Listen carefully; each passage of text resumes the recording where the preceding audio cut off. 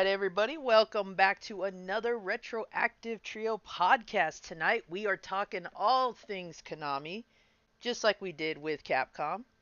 And we may even throw some Ultra games your way. For those of you who don't know, that Ultra was kind of a smaller, I guess you would say, subsidiary of Konami. I just look at it as another way that they could produce more games under their title without legally breaking their contract, but that's neither here nor there. Anyway, I am your patient zero, Zombie JLT1. Hi, I'm Retro Ryan. Chris from Big Family Gaming.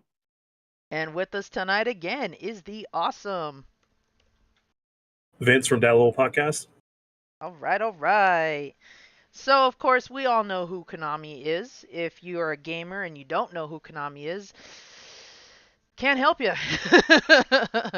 That should be one of those things I think ingrained in our brains by now, especially with Konami being one of those companies that is starting to become well known for their bad business practices. But aside from that, I'm sure we all have some awesome memories with Konami, some of which are already present on this picture here. I can't wait to start talking about those. But before we do, anyone have any awesome pickups, any cool news they want to share? I know that at least for me right now, I am stoked about the Halloween pails coming back to McDonald's this season, so I am amped and ready for that.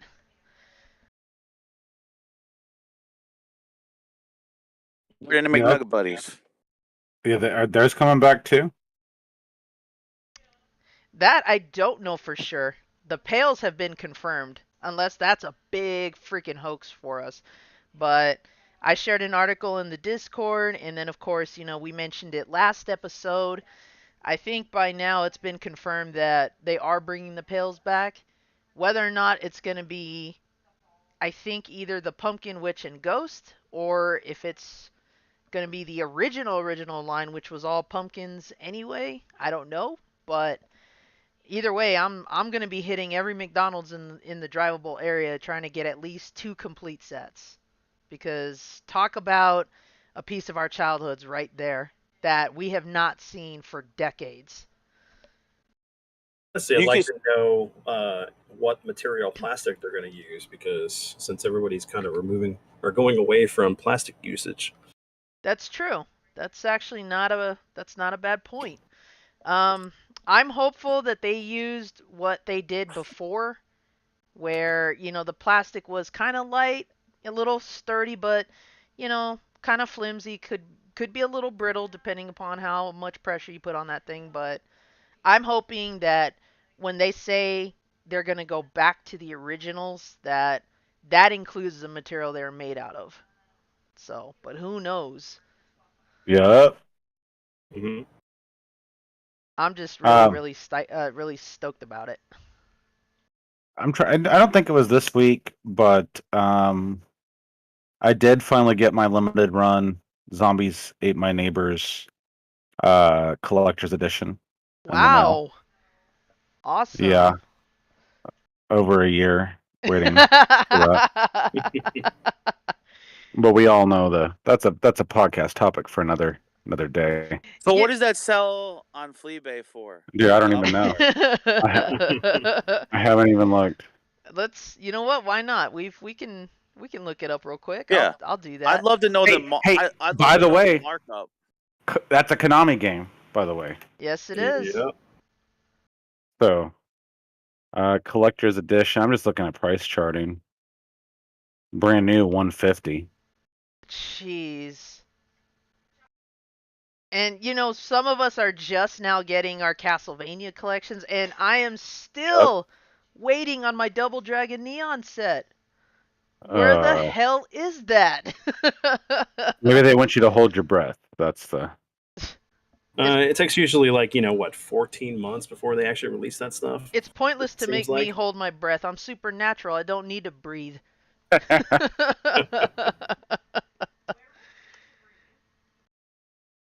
Hey now.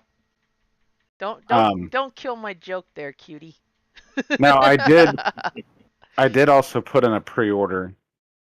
I ordered one PS4 variant and one Xbox Series X variant of the new Ghostbusters game that's supposed to be coming out next month. Nice. Very nice.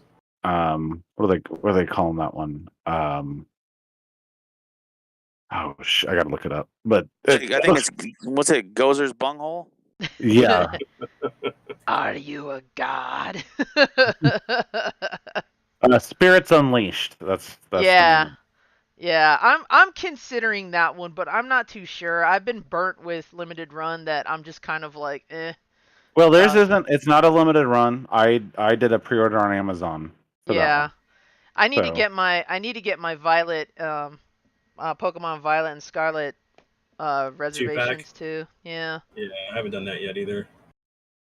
But yeah, here we go. Check this out. We've got quite a variety of listings here.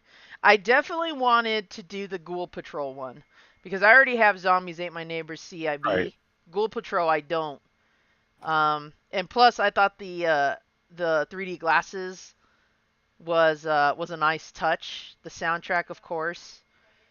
For those of you who may not have been there or don't remember, I attempted to do a complete playthrough of this, and my live stream kept getting so interrupted that I started to rage quit. First time ever Zombie JLT1 rage quit a game live during stream.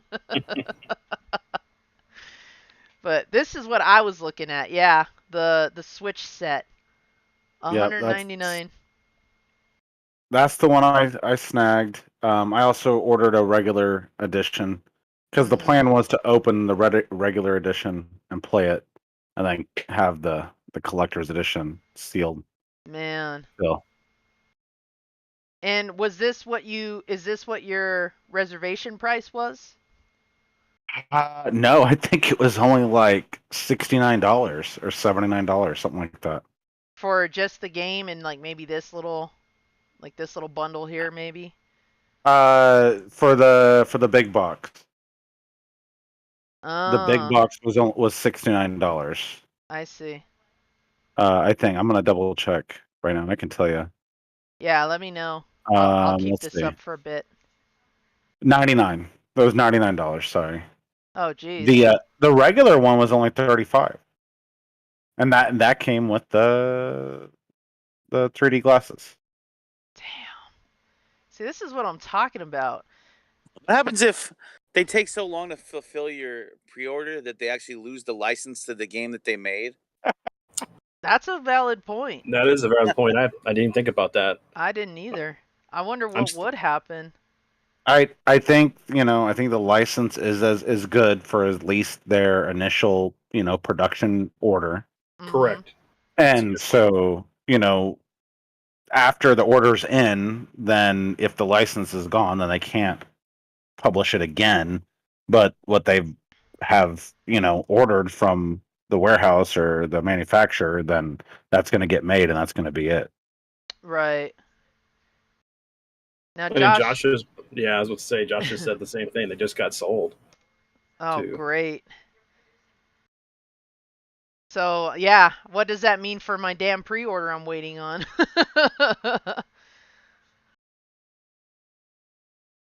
Yep, that's another valid point. This I've seen that said in other videos on limited run. They sell you on the idea, not the actual, set. They got sold to a call center in India. Thank you for your order of limited game. Look at this. Look at these prices on CIBs. Like, Well, there you go. I could damn. buy a complete copy for the amount of the one I could be playing on the Switch. Yeah, look at that. Which I do believe I have a CIB copy on the Genesis. Yeah, Well, I have both of them. I just So, don't have Ghoul essentially- Patrol. Essentially, you're gonna have resellers then. Look at that. Do they Ghoul limit Patrol. how many copies you can get? no. There was Okay, no limit so on the pre-order. that has to be part of the problem. You're gonna have resellers just reselling these extra copies as a business, just because these are the demand of these, Mhm. that they get a year later, and then they just sell them all for 3 times the price. And you know what I find interesting is that some of these games become very sought after, very valuable. Some don't, people don't really give a shit about afterwards. Nope. One example that kind of surprised me was Mega Man: The Wily Wars Genesis release. Those are still pretty affordable and plenty available on the third party market. And you're not getting gouged based on Mhm. what the original price was. So, just an interesting observation. Well, a lot of that also has to do with it wasn't just a limited run; it was actually another company that produced it. Oh, that's true. Wasn't it? Was it I Am 8-Bit? Is that who it Yeah, I was? think so. Yeah. Yeah. Yeah. And then of Don't you like course, how this is something about Konami in like Capcom. Don't you like how all of the Capcom games have their art uniform style and all the Konami, like if you line them all up in those sets, they look nice displayed like that. Like that's not true for all games. Sometimes the each game art is different. You know what I mean? Like right, like a uniform look of the way that the design is. mhm. Like you could line them up. They all have the similar font. I don't know. Maybe I'm talking crazy. No, Like if no, you they line them up definitely on a had. shelf. Yeah, they definitely Right. had a unique style for each release that was definitely something you could tell was either Konami or Yeah, or Capcom. Capcom. Mhm. Yeah, they had distinguishable labels and box arts, and they were very consistent, kind of like what LJN did with their box art and their labels. They had a consistency to them. You could tell most of the time what a Konami game was because you're looking for either the logo or the gray boxing. Until we got to Yeah. the 16-bit era when that kind of changed, but you could still tell what a Konami game was just based off the franchise itself. Um, But yeah, talking about zombies ate my neighbors there definitely segues into another reason why Konami is, known the way that they are is because of the home console scene. And like Capcom, I think that they are one of the few companies where they definitely have more hitters than stinkers. I can say right off the bat, probably the most obvious stinker, at least for me, is going to be Metal Gear. But I also know a lot of people have a love-hate relationship with Bayou Billy, and for good That was what I was reason. gonna say. Bayou Billy. For good reason. Um, but I wouldn't say I hate Bayou Billy more than I hate Metal Gear because I feel like Metal Gear was so butchered that Hmm. it's there's only very few similarities between it and the original MSX port. Yeah, when you start, you literally come in off a plane, parachuting down, and it's a bunch of dogs instead of like you coming through the sewers into outer heaven on the Mhm. MSX version. I'm gonna say something controversial though, Zombie. You'll probably disagree with this, but I you know how like Bayou Billy kind of feels broken, like the beat 'em up mechanics. Yeah. It just feels like too hard, right? Mhm. Dude, I feel like that sometimes in Double Dragon 2 arcade, not the NES. The NES is pretty balanced. You ever just like trying to get the balanced fighting mechanics in second Double Dragon arcade? You just get like gang banged in that fucking game because Mhm. you got the different buttons for like kick back, kick forward, punch back, and like and then like you're battling the slowdown. It feels like a fucking chore.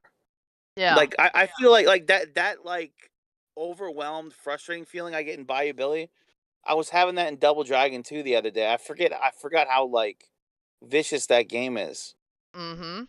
to overcome all that. Yeah. It's definitely a topic. You think about the fact a lot of games tried to reinvent themselves with the second release, and Konami did that a lot. Yeah. Um, I mean, we saw that with, I guess you could say Contra, when you look at the arcade port versus the NES port and the, slight differences there. Obviously, you're not going to get a complete direct port because we're talking two different levels of technology, but when they change, the layout of a game and sometimes the home condensed watered down port ends up being better than the original arcade game. But also with that comes the possibilities of increased difficulty or bad controls and you know, it's hit and miss sometimes with that.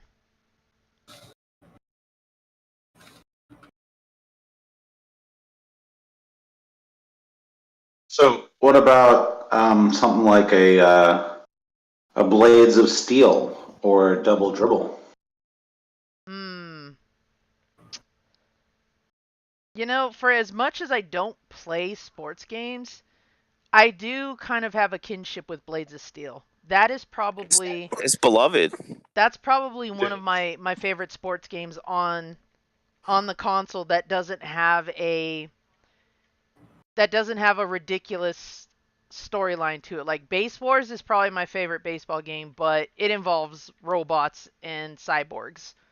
You know, Like the it's not real trilogy that you baseball. had to have, the trilogy that you wanted at your friends at any of your friends' houses was they had to have Tyson's Punch Out, they had to have Tecmo Bowl, or they had to have Blades of Steel.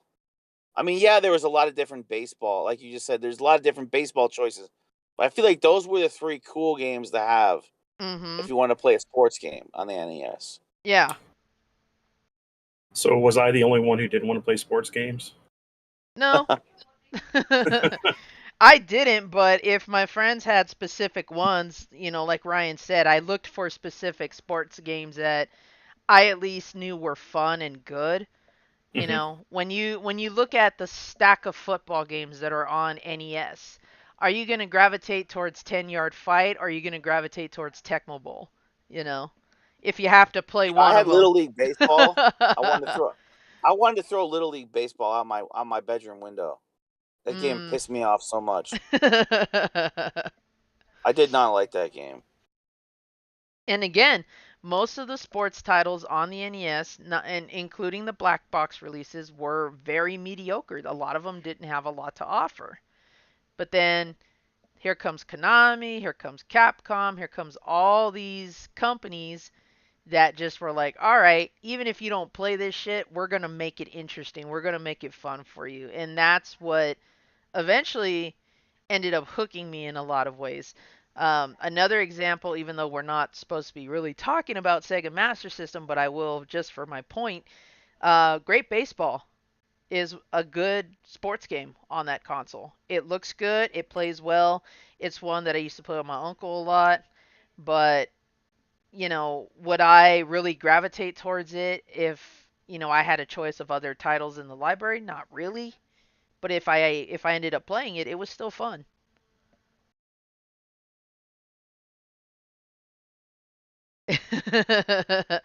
I think a lot of people did, Josh. I think that unless you grew up a sports fanatic, you probably didn't play many sports games and were forced to do so. I know I was at first, but I actually grew to like Blades of Steel, Great Baseball.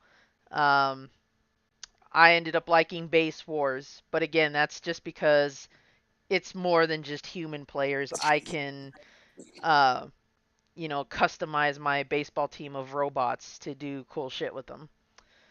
Um,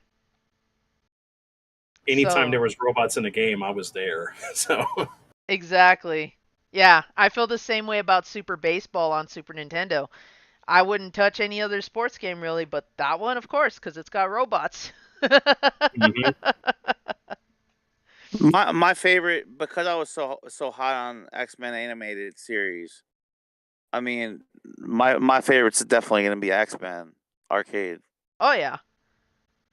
Oh yeah. Um, 6 players, the man. excitement, the excitement of just the intro cutscenes and just seeing Wolverine in an arcade game, like for the first time that you could really live out that childhood fantasy of like fighting as Wolverine. To me, that's always what because I had that my first Toy Biz toy was the original Wolverine release, and I love that toy. You could make his claws come in and out, put the mask on him or take it off. That's like a perfect toy for me. And like I had that, and then I wanted to play the arcade when I saw it. It got me. I was excited to see X-Men arcade as I was probably the first time I saw Street Fighter 2 Champion Mhm. Edition. To give a Capcom correlation, that was probably the one I was always excited to play because I knew the moves. Well, and then watching the Pride of the X-Men Yes. pilot was what got us wanting to play it. Besides my dad being a big comic Marvel. I used to freaking wear that VHS out. Yeah. I used still to got my rewatch copy. the crap out of that. Yeah. Oh my god, I would like watch it like once a month. Could you imagine had we got the X-Men series based off that versus what we got in the 90s? That whole oh come on, I'm blanking on his name, but that To run. be fair though, I was like a honeymoon period the whole show for animated series. They could do no wrong for me. I mean, I don't know if I look back now with like a magnifying glass, maybe I'd find something wrong with it, but I found nothing wrong with that show. I think it would That have was my been. favorite show, probably. I think it would have been still a victory if we had gotten it in that style or quality, because I honestly liked the animation style. The voice acting was pretty decent. A lot of shows in that Marvel Action Hour were top notch, I think, and especially the RoboCop cartoon. Oh my God, I still love that one to this day. Yeah. Um, but I honestly think that had they continued with the original plan, it still would have been a win for us in many ways, because those Marvel cartoons were not afraid to be violent. Yeah.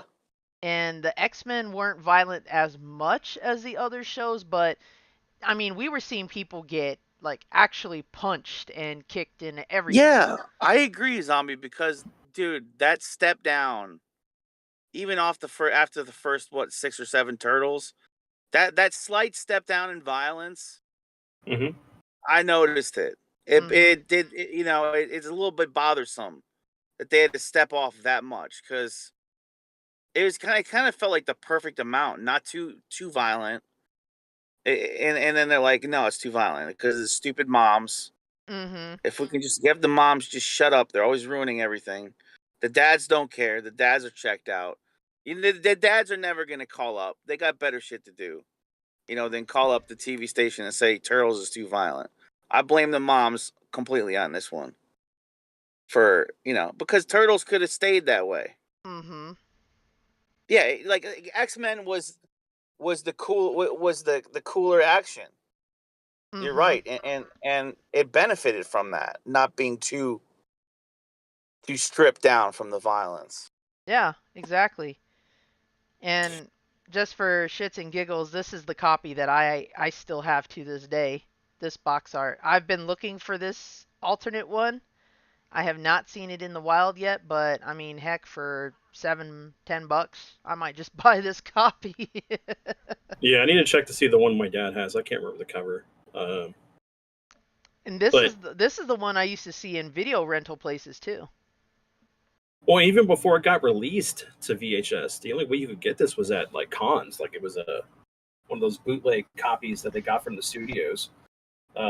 But what I was going to say was also this run of the X-Men was Chris Claremont's run. Mm-hmm. One of the best writers for X-Men for years. Oh yeah. And then the one we got in the 90s was actually off of was it Jim Lee? I think it is his artwork. Yeah, because at that point, I think he was at Marvel and then left to do Image. Is that right? Or did he do Image first and then went back to Marvel? No, I think he was at Marvel first, and then he went to Image, and then he went over to DC for the longest. He was doing all the 52 Justice League and all that. As a kid though, living in the time when this all came out, you didn't care that the X-Men arcade wasn't exactly like the show. It just, even though it predated it slightly because it was the Pride of the X-Men, it still hit hard because X-Men was on TV. Yep, exactly. You were like, yeah, the Wolverine's color's a little off, but you didn't give a shit because you were still playing X-Men at the fucking arcade. Yep. Oh, here we go. This is probably the Trinity you would want as an X-Men fan. Let me see if it'll let me. Oh yeah, there it was. Look at that. We got the Pizza Hut promos, and then we got Pride of the X-Men right here. This is probably the original box art because it has their designs, but I'd have to double check which one. What was the original print first? But yeah, right there. these things that we got at Pizza Hut were a godsend. I still have mine to this day. Um, Let me pull up what I was originally looking at. Here we go. This is the Arcade 1-Up. We all know who Arcade 1-Up is, for those of you who are lucky enough to own one. Not me. But since we discussed, the X-Men arcade, which is probably, along with the Turtles, Simpsons, Moonwalker, and definitely Afterburner. Afterburner is the first arcade game I ever remember playing. This was probably one of my biggest quarter munchers ever, aside from, Street Fighter and Mortal Kombat, which came later, because of the fact that it was X-Men. I didn't care how accurate it was. I saw Wolverine on the cab. I saw that I could play as Wolverine. Damn it, I'm going to play as Wolverine. And yeah, I lived it up every time I saw one of these things. And I was fortunate enough that wherever arcade I went to, they had the dual screen monitor. They had the 6-player layout. So whether I played by myself or some random person's like, "Hey, can I play with you?" I'm like, "Do it, let's go." You know, more Well, the yeah, merrier. I never even saw one of the 4-player ones because I know they made them, and Mhm. you think it's a missed opportunity for Arcade 1-Up to not release a 3-player version of this game. That if you bought 2 of them, you could put them together and they'll sync somehow, so you can have this full 6-player game with the monitors like that. I think that'd be awesome. Well, the 6-player board set is different than the 4-player board set. Yes, So the 6-player board set is very specific for how it outputs the video across the 2 screens. And it's been a challenge, I think, for some people to emulate. But I'm in the same boat as both of you. I do not remember the 4-player version as a kid at all, but I remember seeing the 6-player cab everywhere. Mhm. Yep. I think I may have seen the 4-player cab in arcades outside of Arizona. I think maybe once or twice I saw it in one of our local places, but only because, for the safety of space, they just had the condensed version. But most of the time, whenever there was a big enough arcade, I always saw the dual screen ones.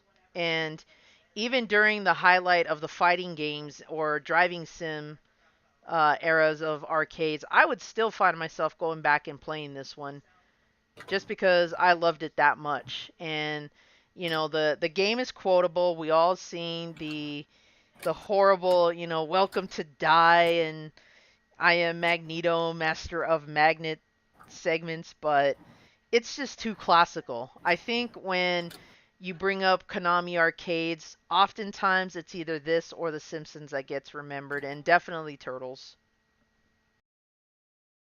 hmm Um, I would definitely agree with Geeks with Cash on this. I think a lot of these arcade one-ups though are getting a bit pricey. I mean, when you look at this, yeah, it's 750. It's been hacked down to 550.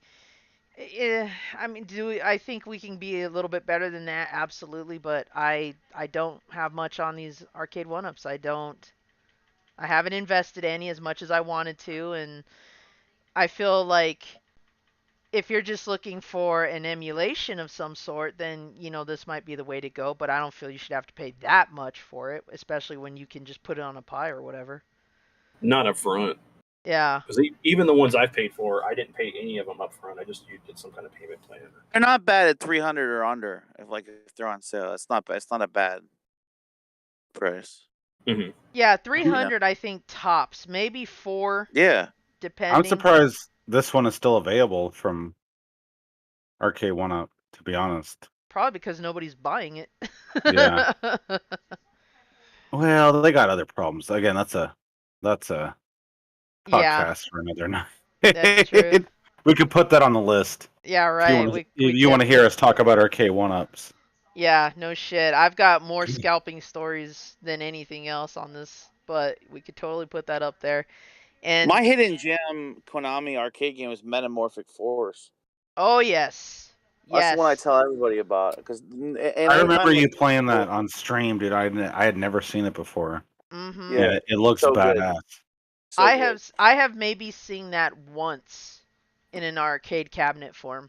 Most of the time I played it on emulator. Um, So what? Why do you think? I mean, if we fast forward just a little bit, we'll go ahead and bring up what you were going to bring up, Zombie. But I'm just going to opine here a little bit. I'll go for it. I'm looking What? for a screenshot.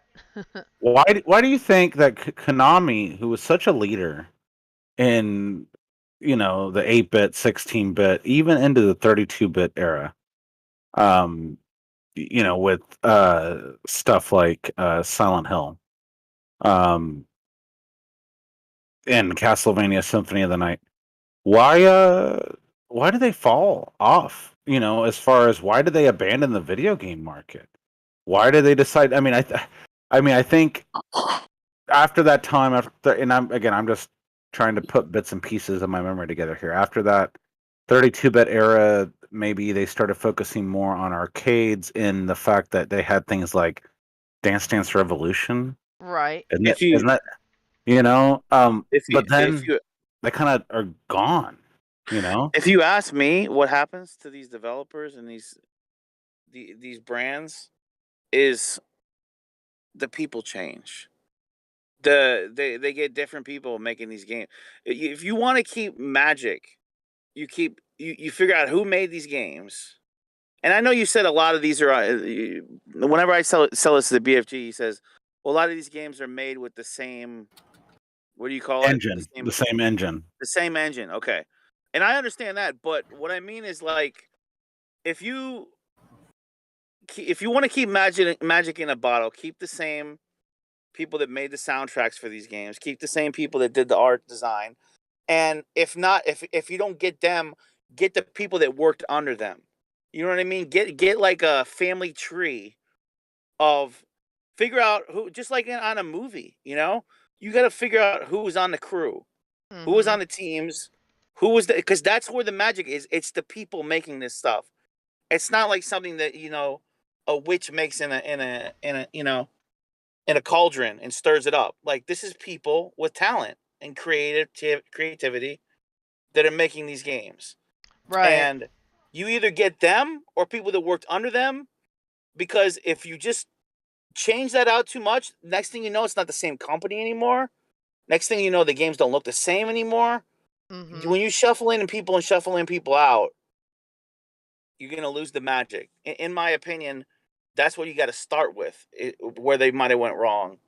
Look at who was left. So if we go with that logic, which I'm not saying you're wrong, but I think we need to look at then, who was in charge of hiring and firing and moving these people around and stuff. Because I mean, even right now on the screen with a lot of these 8-bit, 16-bit sprites we're looking at, they're all bangers, man. They're all just, they just knocked it out of the park with every single one of these. And everybody has fond memories.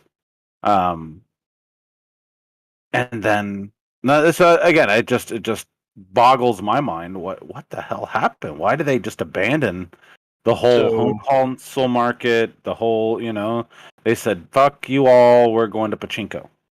Right. So a lot of this happened around the time that Kojima was working on finishing Metal Gear Solid 5, The Phantom Pain. And then on top of that, you had him working with Norman Reedus and Guillermo del Toro on Silent Hills, the next Silent Hill game. My heart And breaks. if you look at the fact that Konami had already been outsourcing a lot of their game development for a while there, the only things they were really kind of focusing on for a while were their FIFA games and then or whatever their equivalent of a sports title. But a lot of it has to do with the shareholders. I mean, the fact that you think that they make more money doing pachinko machines than they do anything else. There's a difference in the direction that the company wanted to go in, and it pushed a lot of developers out. You think of, I know people focus on the 8-bit and 16-bit era, but there's been some great titles that are even better later on. like from PlayStation up to like at least before the fall of what we got with Konami in general. There's a lot Yeah. of hidden gems on there that people don't know about. One of those is like Shadow of Destiny. There's a great RPG series called Suikoden that, Mhm. unfortunately, all the creators left, and they did a Kickstarter for their next game that's going to be coming out pretty soon here within a year. And then now we're finally getting them going, oh, yeah, we're going to release collections of stuff. We're going to give you Suikoden 1 and 2 in a collection. And that's all they're doing is just doing collections now because I think their reputation took a hit, but they were making so much money with the pachinko stuff, they don't care. It's all Yeah. about money. Don't you think too? Like talent gets poached. Like if you've been on a team and you get a track record and you get a resume, I would think Capcom want to come after you because you're a Konami. They want you on their shit. Like, Not, don't you think a lot of these people are going to get fucking poached over time? I So would say in that's how the you US market, dismantle their teams too. I would say in the US developer side, not Japan. Most of those guys are loyal. They're loyal till they die Yeah. with those companies until they're let go. You think of what Igarashi leaving Konami because he wasn't able to do anything he wanted to do with Castlevania, so he's doing his own thing. Mhm. And those games are awesome. It's like it's giving the fan base what they want. So Well. hey, it scratches the itch I have for it, but it's not Castlevania. Right. I mean, I want Metal Gear, but I'm never going to get it again, and that's my favorite series. So Because I think Omega Ace and I could have a wonderful debate about Igarashi's decision to retcon some of the Oh, history, but that's a whole other topic.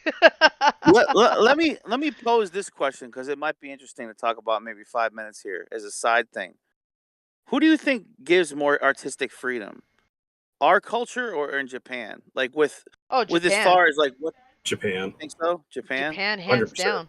Look at some of the concepts they have come up with that we would never touch with a 10-foot pole. And not just even in video games alone. Look at their popular culture. They are way more open and flexible when it comes to movies, anime, you know. They had a lot of unknown rules that some of their pop culture icons had to abide by, but little by little they got rid of those. So Well, they what I mean is, I just wanted to finish the thought though. Like, but you're on the right page. But I was just gonna say, who gives more creative freedom, Japan or the U.S., and who is more focused on just sales specifically? Like, you know mhm. what I mean? Who is like who? Okay, because sometimes if you allow more creative freedom, maybe it'll have a negative impact a little bit on sales, but you have more of a respect about the product. You know what I mean? So there's like that's the kind of interesting thing to think about. Right. No, when it comes to open-mindedness, Japan has us beat in many ways. That's why they're able to produce some of the most interesting and well thought Unique. out games and unique gaming experiences. Hmm. Yep, Josh nailed it once again right there. They don't have as much artistic censoring. Yep. And it's true. That's why they can get away with depictions of religious imagery or nudity or things like that. The things that we might look at first going, "Oh my god, I can't believe they did that," to, "Wow, they're allowed to get away with that." And it's so cool because they don't put a limitation on creativity. We have a huge problem with that here, and that's why a lot of our products suffer. I So would also add to that as well. When you're talking about which company or which side, the U.S. versus Japan, makes more money or they're money focused, it's still going to be U.S. because you look at like EA, they really just make games to make profits. I mean, that's why they redo like mm-hmm. tons of games over and over and over again. There's no innovation. Uh, so yeah, that's just something I wanted to add on that one.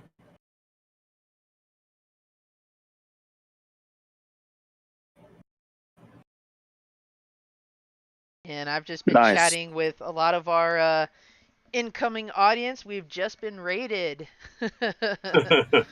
Thank you all very much. We appreciate the raid. Because the other thing I've noticed the U.S. does, we're really guilty of this, screwing up shows that are good and canceling them too soon. Mm-hmm. The U.S. The United States and our these the big networks are notoriously naive and jump the gun too quick on canceling shows. If you look back at some of the most successful shows of all time, they've all been threatened to be canceled without the help of maybe one or two people stopping that from happening. I'll give you an example. Seinfeld, they were trying to cancel that show because it didn't really take off to the 4th or the 5th season, and it went on to be one of the most acclaimed things, right? Whether you're a Seinfeld fan or not, you can't question the amount of success that's happened. I mean, it's been bought out with like what, millions, maybe even billions of dollars over time in syndication. So like that's an example of even the biggest shows we've had are on like the chopping block to be canceled.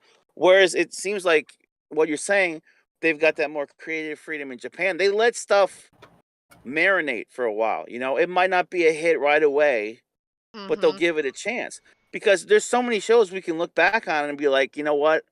That show really got fucked. It only got 2 seasons. It could have been something. You cut the lifeline short. I mean, I think back to remember when like Judd Apatow did like Freaks and Geeks. The Mm-hmm. show was like so well shot it was like a movie. Like an 18 episode movie, and every fucking star on that went on to be a movie star. You know what I mean? So it's like, I mean, look at just freaking Seth Rogen alone from that show. And he was like a nobody on that show. He was like a side character. And he went on to do all that shit. So it's like we have a constant bad reputation for canceling things way too quick. To add to that point, there's a lot of it has to do with sometimes these actors want to start requesting more money. I think that's the reason like Friends kind of got canceled, is because these actors were getting paid more than what it was to produce the show. So plus also like some of these indie or smaller shows, people don't know how to push them or how they're going to be received, so they don't know how to market them, so they get canceled after a while. Mm-hmm. Yeah, it's true. And going back to what you're mentioning about the Seinfeld thing, and then we'll loop back to Konami again. Um, Seinfeld was also trying to end early because they were at a point where they realized the show's not going to get any better than where it was, and they were trying to send it off at the right time, because I think they were smart enough to know that when you just take a show and you stretch it farther than it needs to, it's gonna lose its flair over time. And I think in some cases that was true with not only Seinfeld but other shows in general. And interestingly enough, I feel that same way about some of these franchises that we don't see anymore and probably won't ever see, because Konami's just not in a position where they're focusing on making as many games as they used to. Well, I think, and there's too many instances of this, but at the very least, they could probably, and I'm sure they would hate me for saying this, take a page out of Capcom's book, where they could release a lot more of these collections, a lot more of these groups of games that no, they're not coming out with a new one, but they could do an best of our Konami arcade and put Cowboys of Moo Mesa, put Bucky O'Hare, put Metamorphic Force on there. All these games that you don't hear of, you don't see of, that people have forgotten about, and they would make a killing hand over fist, and it wouldn't take them a lot of effort to release this, and that's what Capcom's done, and you see that with the different collections they've released. So I know Konami and Capcom have always been Yeah. compared and contrasted, but here's another example where they could really benefit, and so could we, right? I'm speaking from a selfish perspective here. I want these games. I want Well, them on look. my Switch. I want them on Game Yeah. Pass. I want to, I want to play them with you guys, all that kind of stuff. So For us to be playing these on MAME on a Pi is like, let me think of like a metaphor for this. It's not ideal for like mass consumption. This is like you know, too many people don't know what the fuck a pie is still somehow. Like, to even get that going and get an image or load the ROMs, or it's not for the masses. It's for like us tech savvy folk. Whether somebody will argue with me right now, it's easy to set one up. Yeah, but it isn't though, because the average person wants to just buy a mini and whatever. They want a simple 1-2 step. It's not really a 1-2 step to get a pie set up and get everything loaded and get everything running right and get all the controllers working and get, you know what I'm saying? So the average person needs a Capcom beat 'em ups collection. They need a Konami beat 'em ups collection for mass consumption to find out and be able to play these games with friends co-op. So I agree with what BFG is saying. It's a shame that it's it's the only thing keeping these alive is like somebody like me word of mouthing this to like friends, like what Metamorphic Force is. That should be like a game that's like a household name. It's so good, but it's gonna forever be like the same with like Vendetta. Who made Vendetta? Was that also Konami? I'll look at it. Anyways, there's too many games that are so good that are at like at death's door as far as like being remembered. Mm-hmm. They're such like you got to blow the dust off these games as far as people even remembering them. Like even people that were in the arcades back in the day, they'd probably be like, "Oh yeah, I kind of remember that." Right. Like that's getting too obscure, too far forgotten. Like for Right. some of these games that are that freaking good, dude. So it was Konami. I never What's played it. It's Yeah, it was so Konami. Vendetta is so fantastic. Have you guys Well, played Vendetta? no, And but I one know of that the guys looks like a poor man's Hulk Hogan. there's the final Yeah. Vendetta that came out. It's very much like a Streets of Rage final fight, and just as good, just not remembered as much. Mm-hmm. Yeah, Well, like there's so many of these. well, I was going Like to you add can pick too. The up. reason why you don't, I mean, the reason why it's not well known to the public is because technically it's illegal to sit there and do emulation. Yeah. It's not like the companies are going, "Hey, we have a list of games here that we're going to sell you, so you can put them on your pie." This is an option they could do, so that way, we don't lose some of these games to the echoes of time, because that's what's going to happen. Right. If And we as don't Yeah, I'm preserve just them. saying that's the only way. That's our only option to do it, right? Like correct, that's our only way we can play these at all. Period. and I Is this honestly, I'd like game? to have a collection. I don't care about emulation. It's great. Yeah, I could play a game I couldn't get, but it's also the game companies, responsibility to keep these games relevant to the audience, so that way they can play it. The next generation, my son can play these games. I don't know. Right. It's a missed opportunity. It is, and we highlighted that when it came to discussing emulation and you know the whole concept of preservation. We got to find some way to keep these games alive, whether it's through emulation or collections or just even preserving our original physical copies of this stuff. We've got to find a way to maintain it for our later generations who may even want to experience that somewhere down the road. And J Chip mentioned in the chat about, you know, glad that Konami is making these collections and whatnot and, remasters and what, but, you know, at the same time, it's like, why aren't they paying attention to a variety of the franchises that they have? And obviously, Arcade One Up isn't, too ashamed to pick up some of these and make these cabs like the Turtles in Time one, where, it's cool that you can own this or you can buy the Turtles collection now on a variety of different consoles. Hmm. Um, but when I think back on how much I used to play this game and how much I wanted to have my own cabinet, of my own, even just the concept that they never ported a lot of these until way later.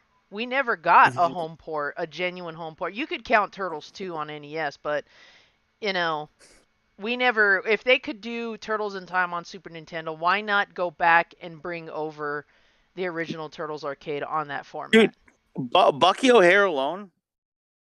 I'm gonna be bold. I don't care. It's almost as good as Turtles, the Turtles arcade games, if not dead even. It's that fucking good. I'm not like this is not blasphemy. These are games. Some of these that people aren't playing at all that are just as good. They're up there. Mm-hmm. Right. And we're part of the gaming community and retro community, so we know that. But the most standard normal person is not going to do that. Yeah, and the only way they can do it is play these on the Pi. And I'm telling you that 50% of the people that I talk to half the time, if you just say the word Pi, their brain just shuts off. They don't even want to hear it. They don't even want to do it. They may be just like, I just want the OG cards of stuff. I don't just want to fuck with that Pi. I don't know what it is. Like, it's like there's some people that aren't open to like things like that and that kind of stuff. They're aware of it, but they don't want to do it. Uh, Even in I'll, our community, they just don't listen to that. So they're not able to play it at all. Then. I'll give you a little tip on my job. So I do IT support for a company, right? And there's guys that have used computers for like 10, 15 years. But they go, I'm not computer illiterate. I don't know what I'm doing. Really? You don't know how to use Windows? You don't know how to use any of that stuff? It's like somebody telling you that they learned how to ride a bike, but because they haven't rode a bike in years, they don't know how to do it anymore. It's not something you forget. Yeah. So people don't want to do anything that's going to be inconvenient. Yeah, and people are very, very set in their ways. Yes. The majority. Okay, and as far as just doing their daily routine, they don't want changes. They're set in their ways. They want to do things how they do them. They want to do things how they like them. They don't want to try a different thing. So if you say things like, well, the only way you're going to be able to even try those games are on the Pi, even then they're not going to listen. But if you can present those in like a bundle, and it's really like curating, right? These companies like Konami, they need to curate their shit. They need to curate their best things in a package. They need to talk to people at that company that understand the historical significant accomplishments they've made.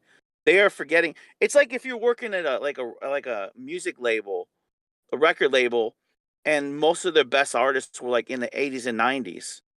And like the shit they got out now is like is a and not even close to the quality that they used to put out, right?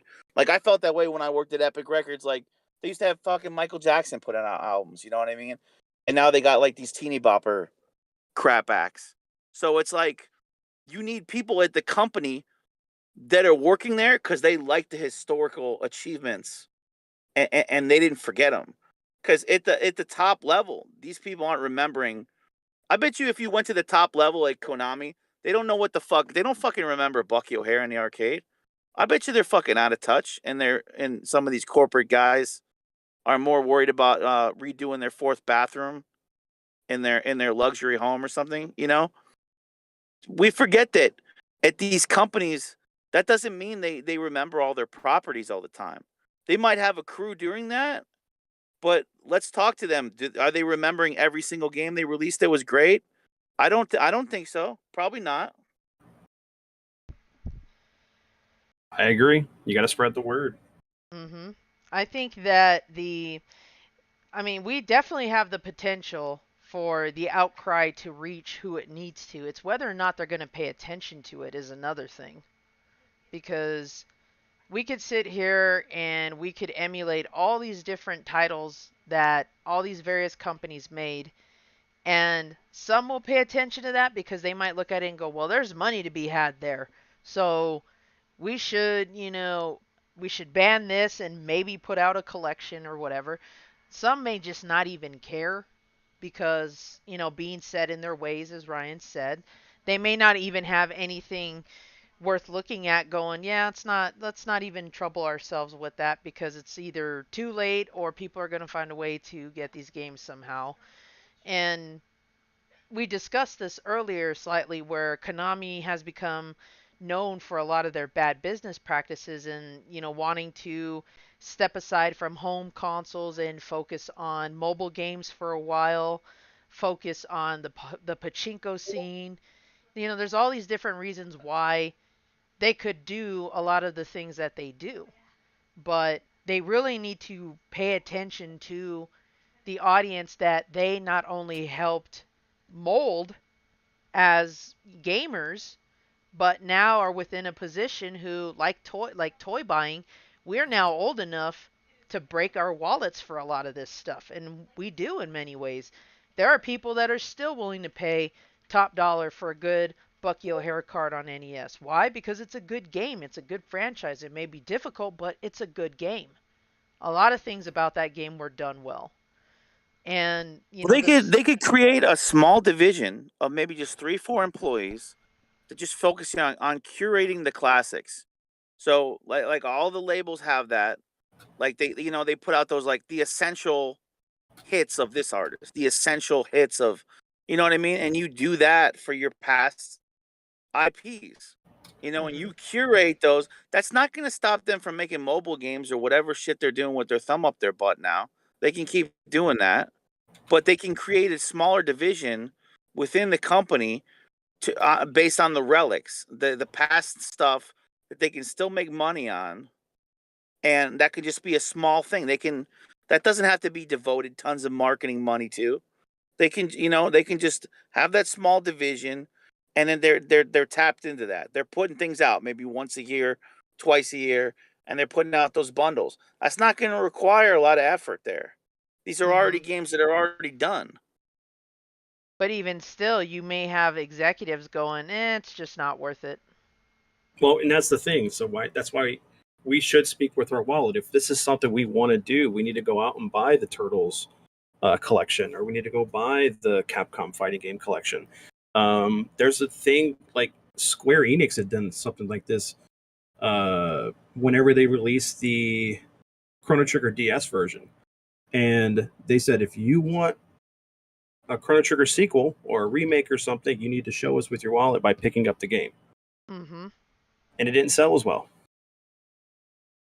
It was like, if I would have known that, I would have bought like 5 copies and just sat on them.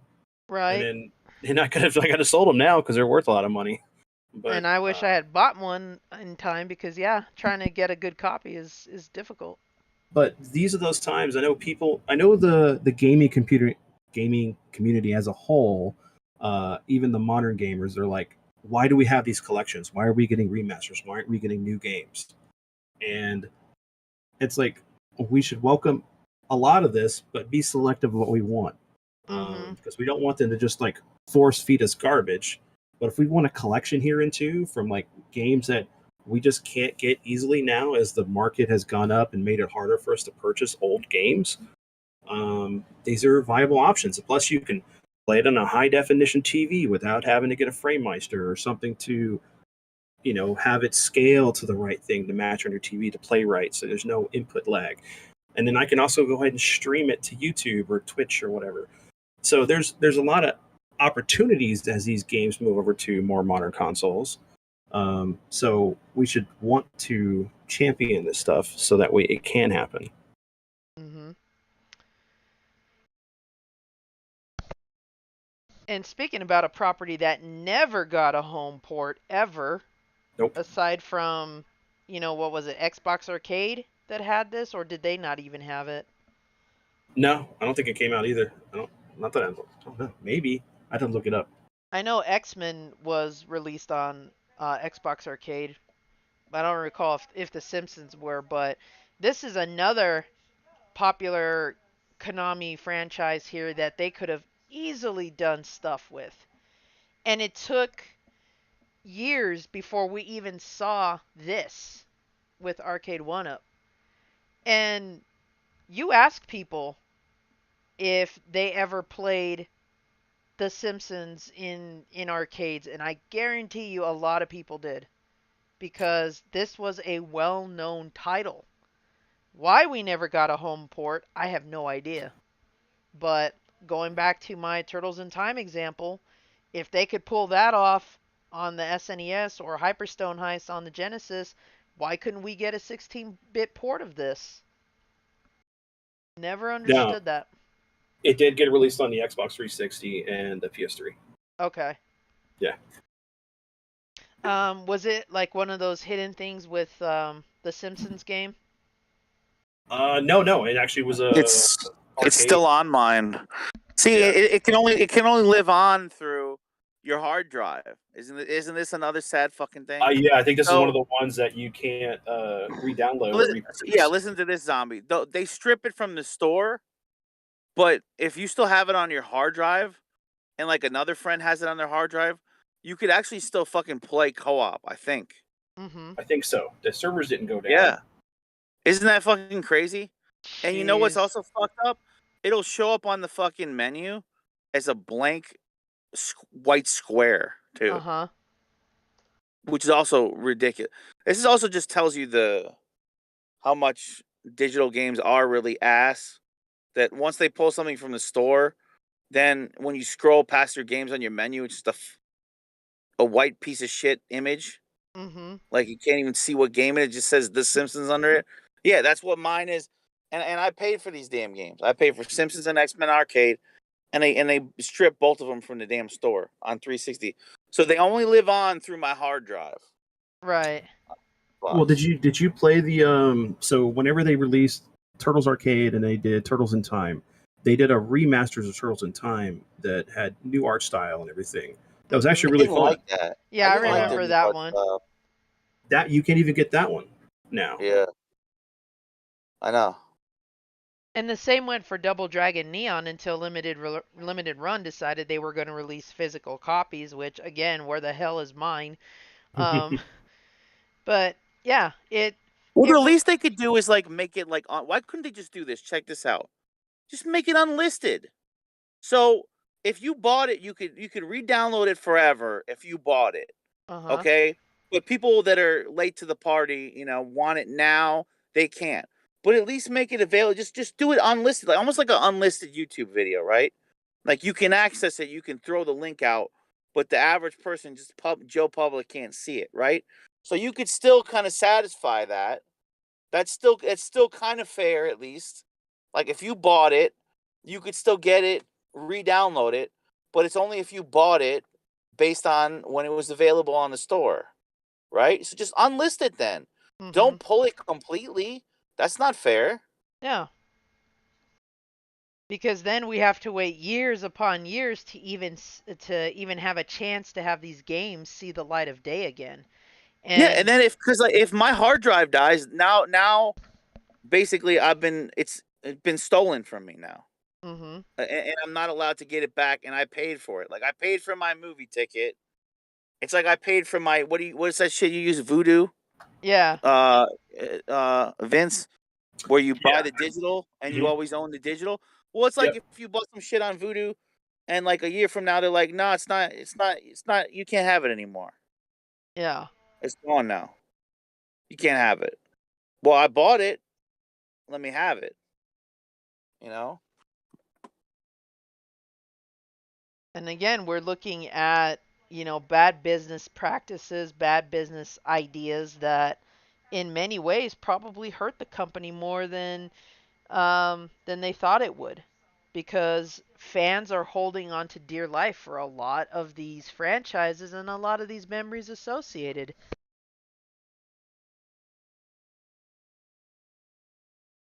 Well, the only problem, and I see, and then Dizzy just brought up the fact that that's why he sticks to physical. But see, the thing is, even with physical media that's released today, if it requires a download, even though you got a physical, because some of these are just like what the DRM discs. Mm-hmm. Even though you have a physical disc, you just put it in there, and it has the DRM code, so you can download the game. So once the servers go away, you lose access Yeah. to that game. They did that with the GTA on Switch. So only some of them are on the SD, and the other you got to download. I think what is it like? I don't know. It's something similar to like you can get 3 and 4, but five or no, like two. It's like you can get Vice City and like San Andreas, but then another one you got to download, like something like that. Yeah. They're not all on SD, even though you bought the freaking SD. One of them's a download, which is kind of stupid. Because the Mega Man X collection is like that. You could get the first half of it, and then you get a code for the other half of it. Mm-hmm.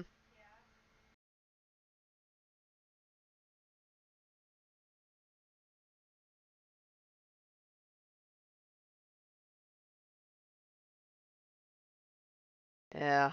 And again, we've mentioned this before. We end up as a result of these choices, we miss out on being able to bring these games home, or at least a port of them, and we have to go to certain heights just to be able to touch some of these again.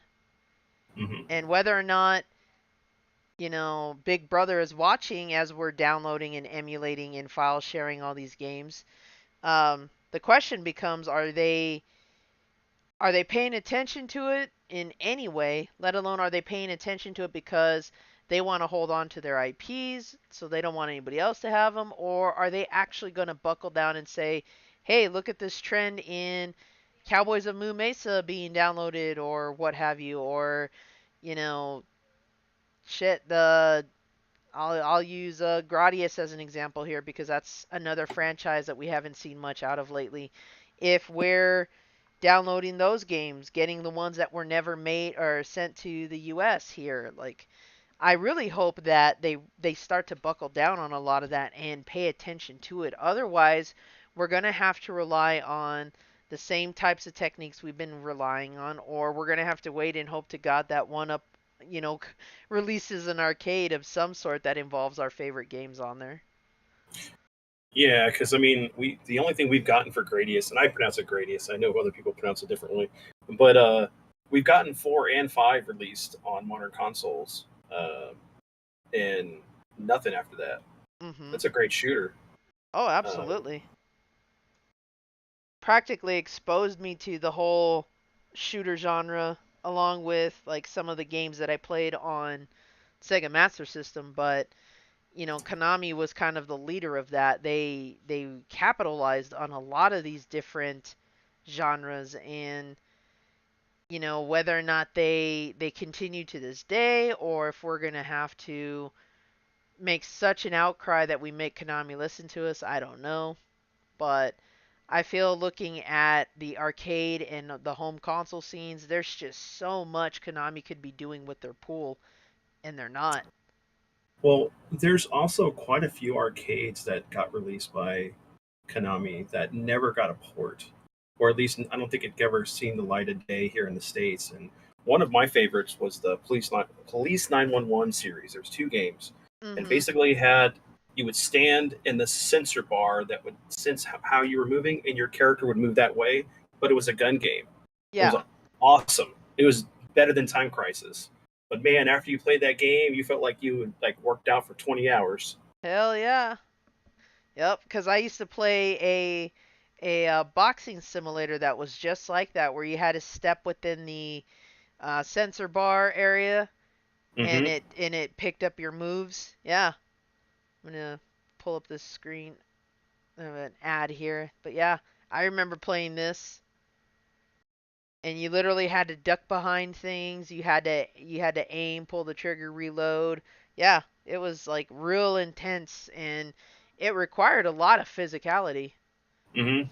Was a great game. I remember the first time I went over to one of the arcades we had here called Super Track, and it first showed up. I was like, "Oh my gosh, this is great!" And I started playing. I played it to all the way to the end. Like the next day, I was like, "Man, I can't walk." I am so sore. Yep. Let's see if I can. There we go. I just want a decent picture of this cabinet. Oh, that's the Japanese one. Give me the American one. There we go.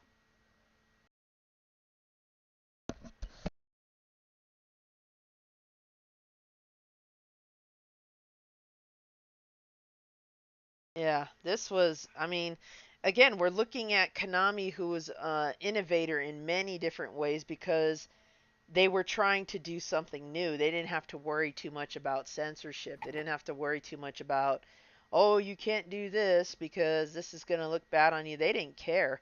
They Mm-mm. wanted that added realism. And just like a lot of the games in their library, they really raised the bar on a lot of stuff. And I think that's also part of why it's disheartening that they're not putting a lot of effort back into their home console market. I mean, yeah, you might see something new, like maybe a new DDR or something, but even that has been kind of fading away in time in place of other games that are similar to that play style but allow you to do more with the game itself, the music selection, all that. I Beat think I may Saber. have said this before, but I never knew when I had a Genesis back in the day. I was always I always wanted to play Turtles in Time. I didn't even know there was Hyperstone Heist because I had never seen it in like a Blockbuster or Toys R Us. I'd never seen it. I wasn't aware of the game until I got older. So like I was kind of mind blown that I was like, wait a minute, you could have played Turtles on the Genesis. I think I knew about the tournament fighters, but I didn't know about Hyperstone Heist. So I'm not sure how much. I mean, did you guys know about that when you had a Genesis? That they had that on the Genesis too? Oh yeah. Oh yeah, that's why I went after both, and sadly I sold my copy of Turtles in Time for stupid reasons, but yeah, I knew about both of them because I had the luxury growing up with of having a best friend that was a Sega guy, and Nice. I was the Nintendo guy. So whatever I got on my console, he ended up getting on his, and that's how we learned about Turtles in Time and Hyperstone because he had one, I had the other. Eventually, I had both, and so did he. So when it came to which console is better, who does it better, when we started seeing that as gamers, where okay, Mortal Kombat's on both consoles, Street Fighter's on both consoles. Anytime a game came out, we were always looking to see if the opposite port was going to be released. Yeah. So it kind of Were you got. trying to figure out which one was better too? Were Oh you yeah. trying to figure out which port looked and sounded better? Because that was ingrained in us by the time the 16-bit wars happened, that was already part of our thinking. Yeah. And most of the time, you would see that. You would see games carry over that way. With sports titles, it was a given. You know, you were bound to see that. Some games never made it to the other console, and vice versa. But more of the popular titles did, and it just became about okay, what do we like more on this port versus the other, but then overall, what do we feel is the best port in general? I also never knew about Rocket Knight Adventures on Genesis till I was an adult and got to see how good that freaking game is. It's amazing. hmm That I had the luxury of learning about not only just through the same friend, but I remember there used to be like a short commercial for it. At least in my area, we used to see the advertisement for that game, and yeah, they just marketed the hell out of that. It made me want to buy that game before I even knew what the hell it was. And then we get Sparkster, and another example of okay, what port is better? Yeah. Which one did it better? Which one played better? I mean, hell, look at Aladdin. Two different styles on the SNES and the Genesis. So it was all over. It was all over the gaming scene. Which do you prefer, Zombie? Of I got to what? go with Genesis Of what? with the Aladdin. I Aladdin? don't like I don't like parkour Aladdin as much. It's still really good. There's still I don't want to fucking parkour everywhere as Aladdin. Yeah. I And I know think he didn't have a sword. I know he didn't have a sword in the movie, but I want a sword. I like a sword. I That's why think I like freaking Golden Axe in all those medieval games. I like swords. I think overall, um, I prefer the Genesis game, but I do Yeah. feel that the Jafar battle is way better in the Super Nintendo version. Yeah. It's also a little bit of a shrunken down sprite Mhm. in Super Nintendo. You're a little bit shrunken Yeah. and the environments are a little bigger in scope. And I kind of like it when I'll give you another example like, Samurai Showdown, it's super shrunk down on like the Super Nintendo port. So I much prefer that Genesis port. Some like sprite size was kind of a big factor for me when I was growing up playing games. Like I like a bigger sprite. It just, visually, I don't know. When you get it shrunken down, It's not a deal breaker for a lot of people, but I just liked having that bigger sprite because it felt more like the movie. You know, once you start to shrink down sprites on a property that's like Disney or something, then it's like I don't feel like I'm in the movie. Then I feel like I'm playing the kind of the movie, like just like okay, Simpsons arcade. You feel like you're playing the fucking TV show, right? When Mm-hmm. you're playing those levels, you might as well be living in the show. You know? Yeah. And again, part of the appeal that Konami had with their games, especially ones that were based off pre-existing franchises, is the games made you feel like you were living out the show. Yeah. Tiny Toons, perfect example. I loved the show growing up. The first game is a blatant copy of Mario 3. I don't think anybody would deny that. Yeah, But it's a good game overall. it is. And it looks good. It handles well. Now, part 2, in my opinion, not so much. I think that game is Yeah, way more frustrating it's like a theme park. than the platformer that we got on the NES. But then we make the jump to 16-bit, and then we've got Buster Bust Loose on Super Nintendo, and then we got Buster's Hidden Treasure on Genesis. I feel that both games are good, but I'll lean towards Buster Bust Loose more because I feel like that one is more polished in many ways. I think graphically it looks better too. It looks more like what I would expect an episode to look like.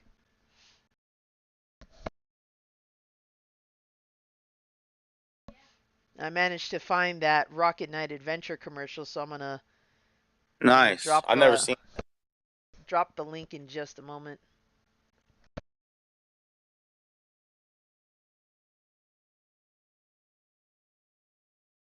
Yeah, Oh and man, that too.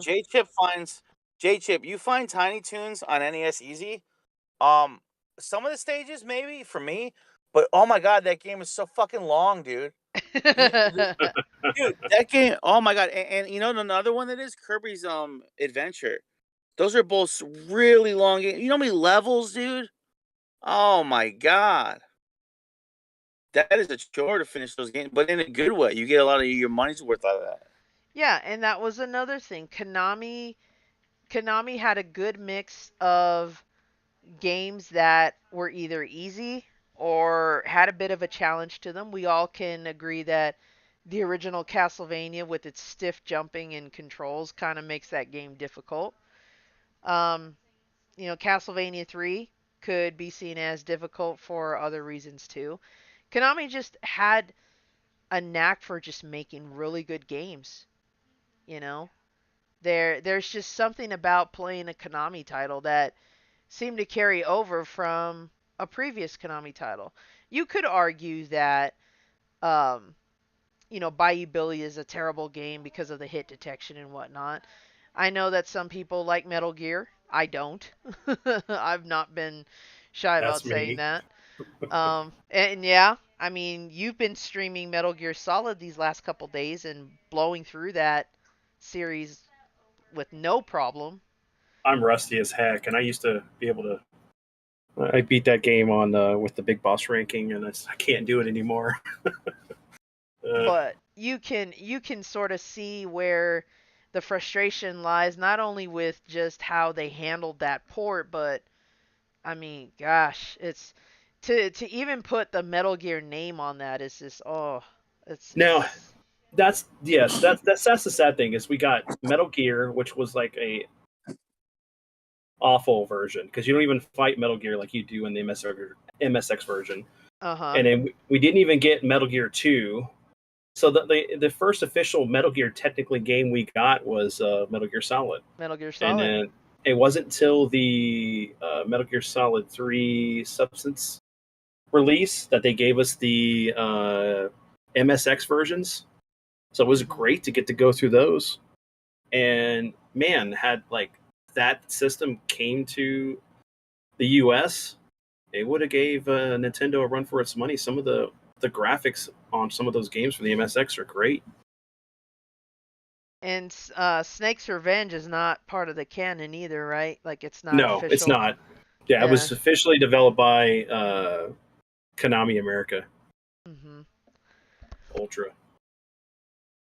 And that's another thing that we kind of can touch base on too, is where Konami creates Ultra to help put games on the market, because Nintendo was very strict about how many games a company could produce for its console.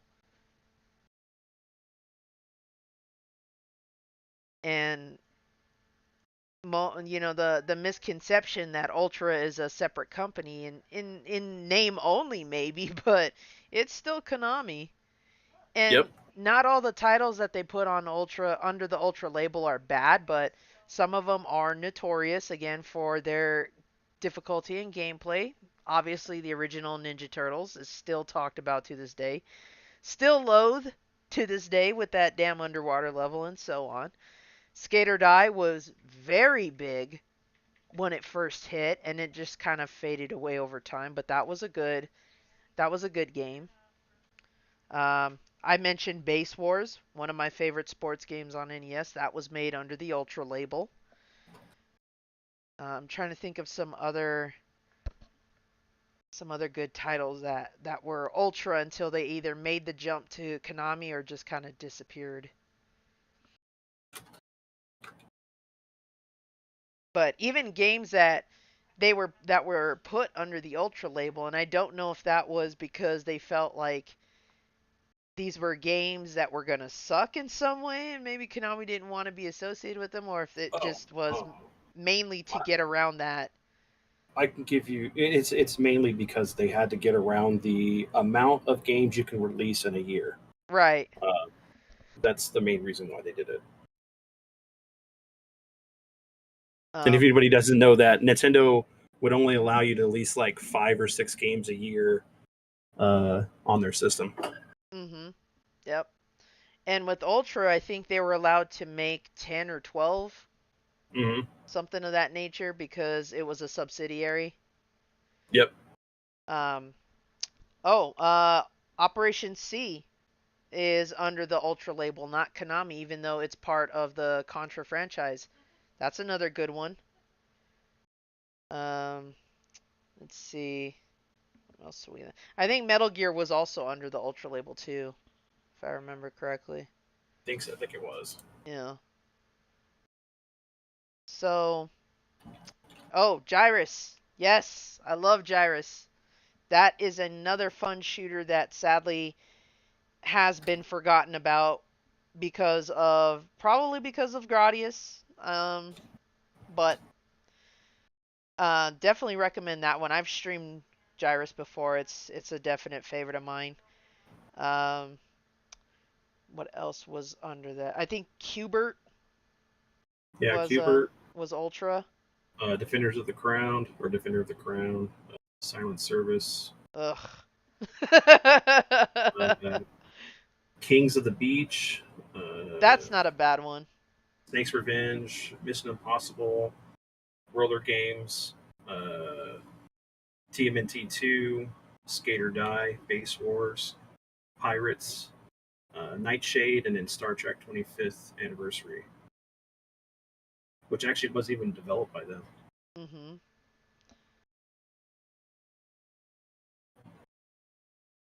Hmm. I know that another favorite of mine on the GB scene was Quarth, the little shooter puzzle game. Ninja Turtles Fall of the Foot Clan was another one that was Mm-hmm. Ultra. Um, what's the Gradius title that's on Game Boy? Nemesis. Yes, Yeah. another good one. Um, I think their Game Boy port of Blades of Steel was under Ultra too. I don't think that was Konami. Yeah, it's listed here. Um, and then yeah, we had some other ports to other consoles that had the same label on them. Silent Service. Oh gosh, J Chip, come on now. No, no, no, no. Let that one die. We got Cybernator, Hop in Twin B, and then Sunset Riders, apparently. I like Mission Impossible, and I tried to play that game for Y Chromosome, but that top-down view, something about it just gives me a headache. I don't know what it is. I've played through the game before, but I don't know why nowadays it bothers me to have that top down view. But it's not a bad game. Uh, what was the other one I was trying to think of? Oh, Monster in My Pocket. I think that is either under Konami or Ultra 2. That is a definite good one for sure. And Yeah. that Go ahead, Zombie. I was going to add something else after you're done. I was just gonna say that game. I remember wanting for the longest time, and finally got my hands on that. And then I played that. I played through that for J Love. I think a year ago. She requested that, and then someone else requested that during the charity stream. So I played through that twice, I think. But that was a good one. Jackal is, I believe, Konami. I think it is too. Because it has the gray label, if I remember correctly. Dizzy, don't we all? Don't we all have silent service at some point? It kind of borderlines that game that you can find almost anywhere you look. Kind of like what Super Mario Duck Hunt used to be like until somebody started buying all those. Like you literally could make a coffee table with how many copies I've seen of silent service. Should have been silent when they said the game was done. Just throw it away. I'll admit I'm not a fan of it, and Pat the NES Punk is right about that game too. I know that the PC port was way better and way popular, but I honestly have it just for collection. I don't own it for any other reason, and I might play through it again at some point, but I'm not gonna worry myself about that. The day silent service becomes a $20 game. You know what? I might just turn in my retro collection at that point and just give up entirely. Maybe the greatest game of all time, I guess, huh? Let's just homebrew it to extinction. Use it for homebrews. NES card. Just homebrew that bitch till it's down in numbers. It's like what they gotta do. I guess in Florida sometimes like we get too many fucking alligators or whatever in the Everglades, Uh-huh. so they have to hunt their quota of them, just keep the population down before they just like our whole state is overrun just like with alligators eating people. But see, I feel like if you do that with video games, then you increase the value Yeah, unintentionally. but I'm just joking. It's so many flea markets everywhere that it's just like let's just kill off like 10%, like 20% of them, get the population of silent services down, and then you won't have to see them at every shitty table, reseller's table. Right, exactly. There's ones that are unfairly there. Like I swear every day by Captain Skyhawk is the game Top Gun should have been. Like that's such a great flying game. Yeah. And it's a really good game, man, and it's like a $5 game all day everywhere. Mhm. And that commercial too hooked me back in the day. I used to see that every so often. It was like a 15 to maybe 30-second commercial, and it made me want to buy the game, and I still own my copy to this day. It's a great game, and so is Iron Sword. I don't care what anybody says. I don't care if Fabio is on the cover and it looks like your mother's romance novel. That's a great freaking game. You bought it for your mom for her birthday, but then it's actually something for you to play. Right? Your mom gets to stare at the box art, you get to play the game. It's win-win. So I know we haven't talked about this yet, but there's quite a few companies that are owned by Konami right now. One of them being Hudson Soft. Mhm. And how they're just sitting on the rights to these games, not really doing anything. Luckily, we got Bomberman, but there's some other cool titles that would be nice to be seen remade or brought out.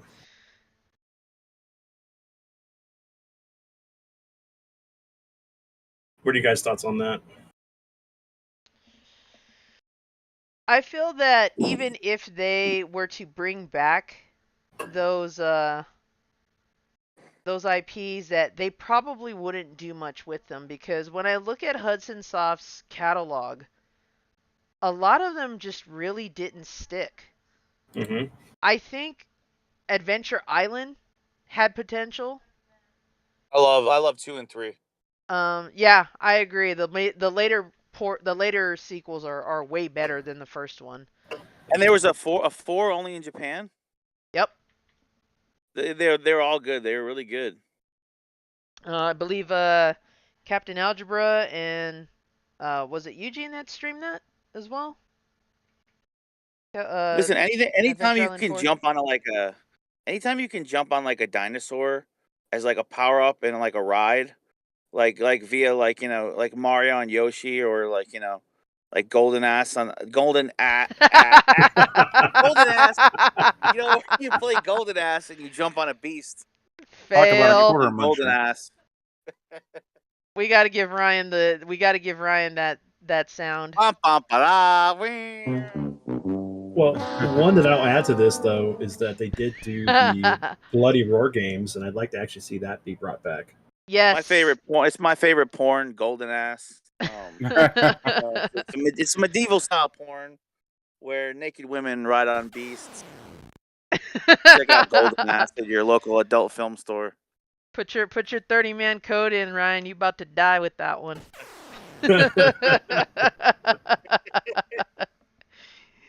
Yeah, talk about another franchise that needs to be put in a collection, is the Bloody Roar series. Mm-hmm. For sure. I would even put and this is probably a wild card toss up. I would put in there Jackie Chan's Action Kung Fu. I enjoy that game either on the NES or the TG16 port. I would not mind either a remake or just an inclusion of that in a collection of Hudson games. I think Hudson might have a better chance of survival on, say, what's that collection? What is that called?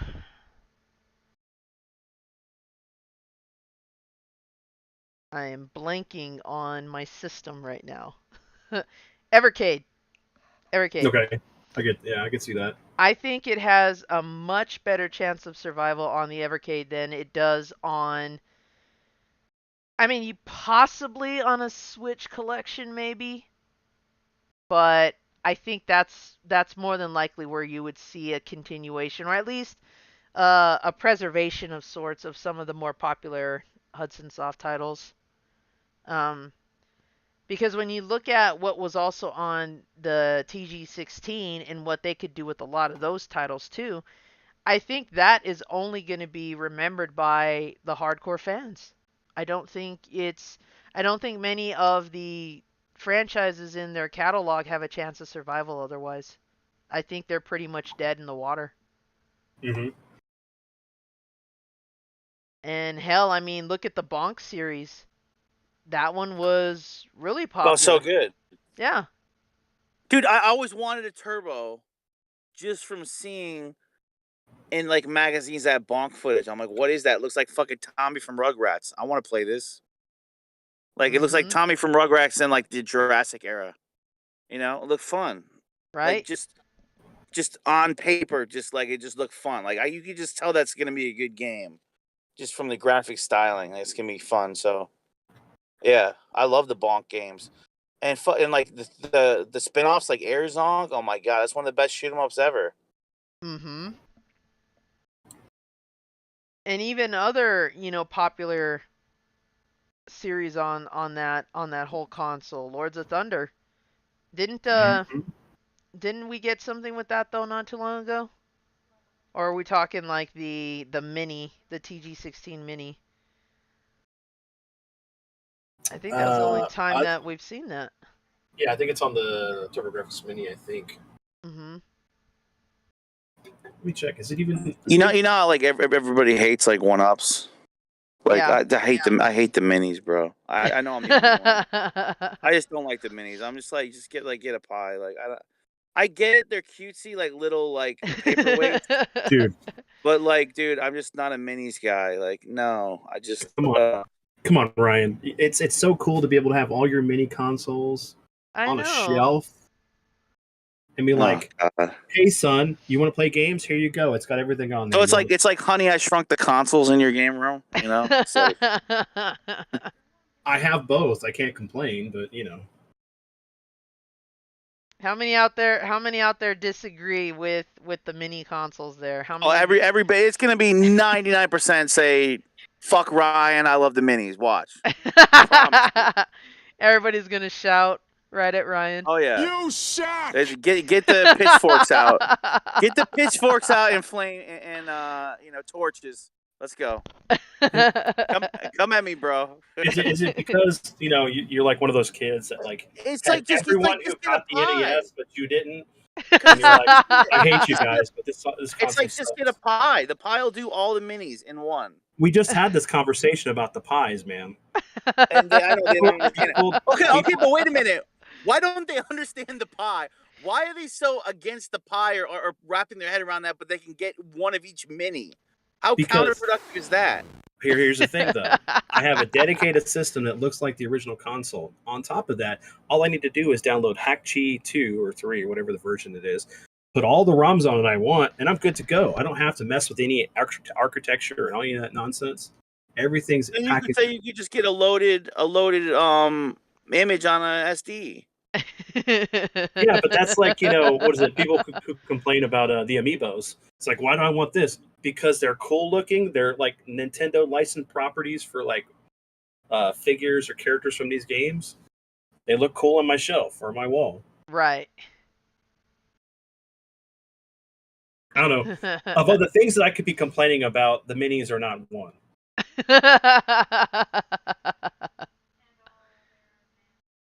You know what? Vince, meet me after class.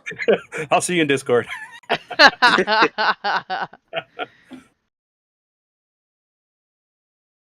Oh man, why won't it let me do this? I was actually gonna throw. Oh, there it is. I think that's it. Yeah. Those add up too, man. If you buy all the minis, what would it cost to buy one of each mini? All of them. Well, it depends. The first one was like $60 for the NES, and then the Super Nintendo I think was $80. The PlayStation That's adding up already, and that's the just PlayStation. I actually got it for $20, so I didn't have to pay the full $100. The Genesis one I think was $100. The TurboGrafx was $100. Can you at least admit? Can you at least admit? Can we meet in the middle here? Like coming together on just that the stock game selection is ass. It depends. The NES one. Yes, it is on the NES one. Game Yes, it selection is. is ass. Yes. It is. Mm-hmm. Okay, then we're close enough then. Okay. I see where the real anger is. It's the NES version of the mini. That's what took you on a ride of hatred. No, what it is like I'm sick of this so much hate about the one ups. Like they've totally lost their market with inflating the price, doubling it. I get the hate now, but dude, there's nothing to hate on when they're 300 and under. There's really nothing. So like, I just want to like take a little bit of that hatred and just displace it onto the minis. Okay, I get you. But it won't work. But it won't work because everybody loves the minis. They're already too small, though, man.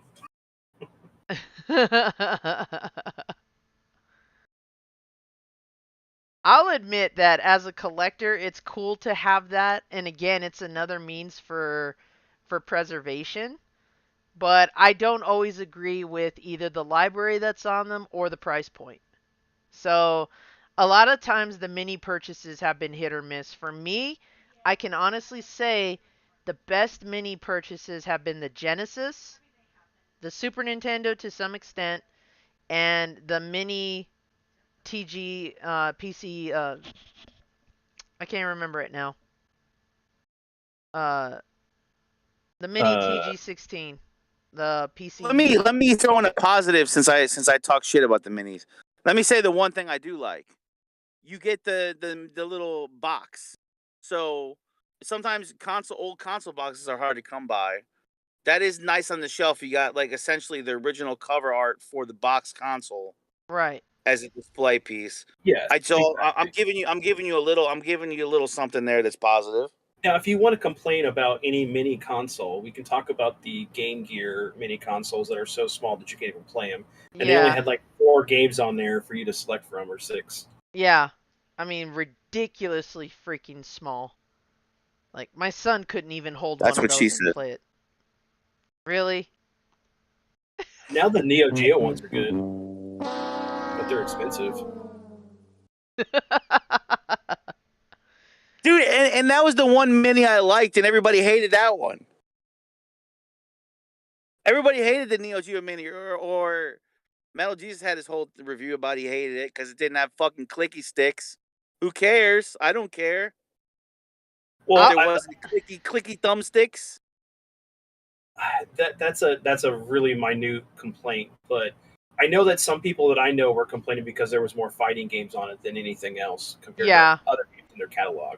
Mm-hmm. Which I don't mind, honestly, because I'm a fighting game guy. But still, it would be nice to have some other selection on there. They wanted Some like the baseball variety. game. They Yeah. wanted like the baseball game and like Windjammers. I mean, Super Baseball 2020 is like one of their best sports games, and they couldn't even put that on there. Yeah. Um, but I'll say, Lit Gaming, when he was streaming the mini PC Engine and the mini Neo Geo, like he highlighted a lot of pro and con with both of those, and I agreed with him on some of those. Price point, again, that all depends on how much you're willing to throw down for one of those, but the PC Engine mini definitely had a good assortment of games on it. So I definitely would have threw down more money for that if I had the opportunity to get one. But hands down, I think the Genesis Mini is one of the best ones to Hey invest Vince, money on. just give me credit that I got the nuts to know. Everybody's gonna say that I'm wrong, and I still say it though. At least I got the nuts, dude. I'll come out and say that I don't like it, and 99% like it, and I'll still say it. That's nuts, dude. Okay, You gotta give me credit. what is this like the whole the game chasers? No nuts. No, Maybe. but no. I mean, I understand the point of view, but having one in hand is a total different perspective. If you have one and you see what you can do with it and the level of care that they put into making these systems, you may have a different. And you could get a pie eventually, and then make Christmas ornaments out of them. You know, you put them on a little Christmas tree. Well, to do a side note on that, if you actually go to Hallmark, you can actually get I think the NES and the Super Nintendo Yep, ornaments, you sure and can. they're working on trying to get other consoles like that. This year, actually in October, and I am keeping an eye out for it. This in October, we will be able to get a Sega Genesis ornament that does what the Super Nintendo one does. I don't recall which game music it includes. I think it's Sonic, but we are able to now get the ornament that is in the design of the Model 1. So if you collect gaming ornaments like I do too, and um,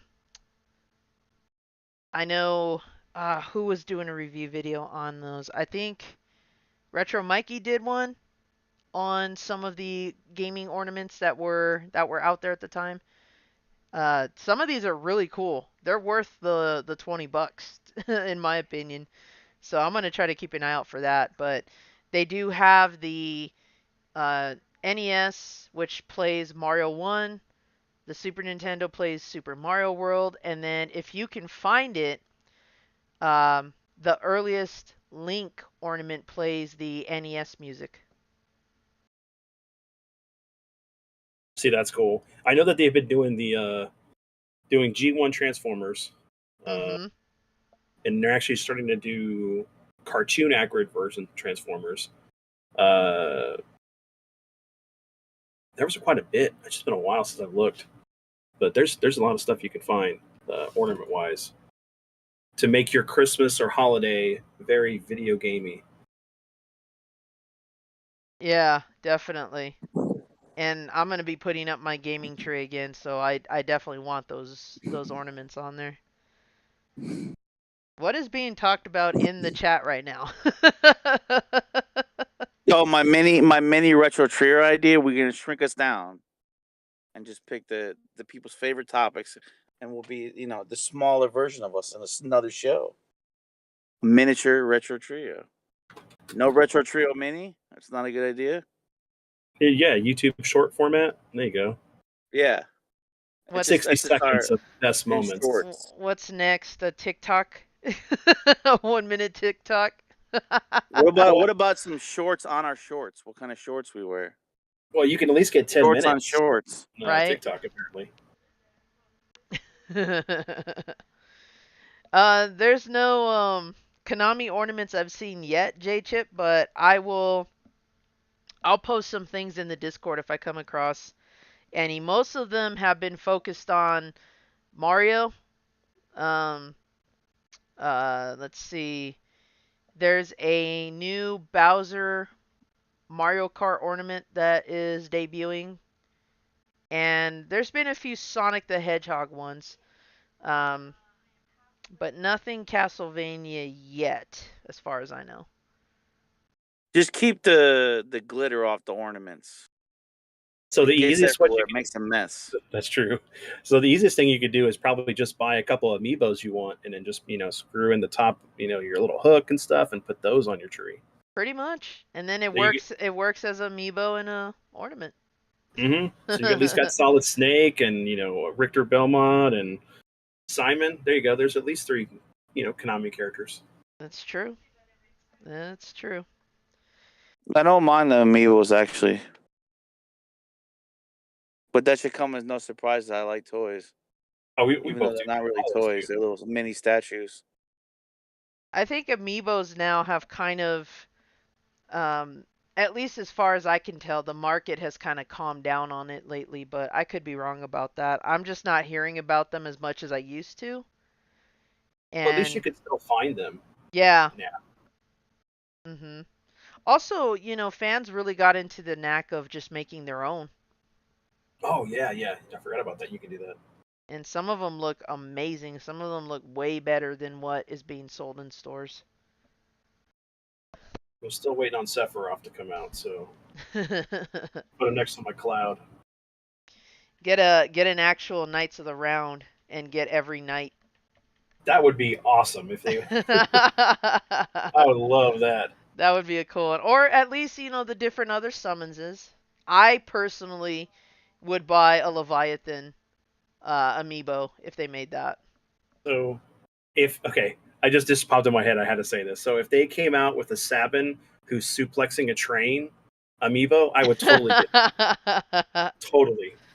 For those who don't know, you need to play Final Fantasy VI. There's a moment where you can use this move that Sabin has to suplex a train. Like anything with that closely to call. Whoa, what was that? I don't know. Yeah, there's a little background chatter here. Oh. I thought we were hacked for a moment. We've been raided. Hack the planet. Not quite. We're just being invaded. Yeah, physically here. Fair enough. Well, we So- are 10 minutes away from our show's conclusion. I will say in comparison to Capcom, we kind of derailed a little bit here and there more, but I mean, in the end, I think the outcry for more of these ports or more of these franchises that need to be preserved in some way is definitely there. Would you feel the outcry for Konami's franchises is greater or more or less the same as Capcom? I think that the outcry for everything that's going wrong with Konami has been greater than Capcom in general, because there's games that we're never going to get again. We're never going to get another Metal Gear because Kojima's left. Yeah. We're never going to get another sequel to Suikoden because the creators left. I mean, they could get somebody in there and probably write something as good, but they're never going to have the vision of these creators being able to take up where they left off and create the content that fans love. Mm-hmm. So I know that's hit me a little hard because it's like Castlevania, Metal Gear. Those are the two that I love the most besides Suikoden. It's like, Did we mention any shit Castlevania? I mean, did we mention any shit Konami games? There's got to be a few. We should always do that. We should always do that when we glamorize a company this hardcore. Like we literally just threw at a birthday party of flowers. Like let's pick a few duds because we've loved on all the games. Let's pick a few duds. Metal Gear Solid Survive. The original Metal Gear. Been saying it since we started. Yes. NES version, mind you guys. Yes, the NES. They put out a game called Frogger: The Great Quest. I don't even know what that was. Yep. Yeah, that's not good. We can highlight Bayou Billy again. I mentioned that one. It's notoriously known for being a bad game, even though it's really not. J-Chip is mentioning some of the Silent Hill games after 3. Some I do like, but... Hey, 4 was good. I enjoyed 4 a lot. They had to grow on me, so I kind of agree with that one. They put out a Grinch game. I guess it's supposed to be horrendous. I'm looking at that right now. I was trying to dig up some, like, because we said, like, because even when we talked about Bayou Billy, like, we didn't completely shit on it. I was just trying to, like, come up with just complete, like, you can't say anything good about it. So, yeah, Frogger, Great Quest, that's looking like a huge dud. This the Grinch game. Can we pull up and show the graphics on this Grinch game for a second? Sure, let me try to find it. It looks like somebody, like, it looks like about a second grader hand-drawn animation on this one. This is bad. It just looks like globs of color. Oh, you're talking about the one on PlayStation? Oh my god, did you see how bad it looks? Let me try to get... There we go. Yeah, the one that kind of looks like N64 graphics. But way worse. Like, this is like, you can't even see anything on the face of the Grinch. It just looks like a giant, like, the Grinch just looks like a big cucumber.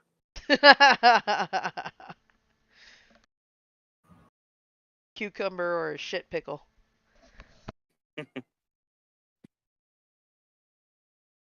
Oh, Dizzy wants this game. No. Don't do it. I mean, if he wants it, or if he's going for that complete PlayStation 1 collection, he's got to own it. That's how I feel about Silent Service and Dash Galaxy. If I want a complete NES collection, I have to have them. Oh.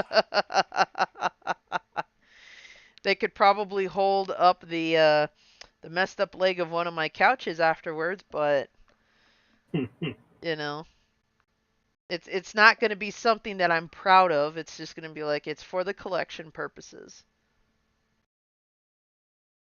I don't think I spent too much time on that one, J-Chip, and that's probably why. I remember one of those games not being great at all, and I probably didn't just invest in it. I think some of the best ones were on the GBA anyway.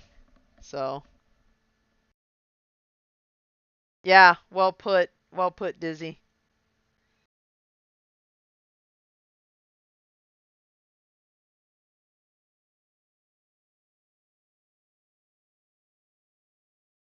Yeah, Contra Rogue Corps is pretty bad. Oh, is that that's the one with the panda, right? Yeah. It was a cool idea, poor execution. Yes. Let me get those screenshots here.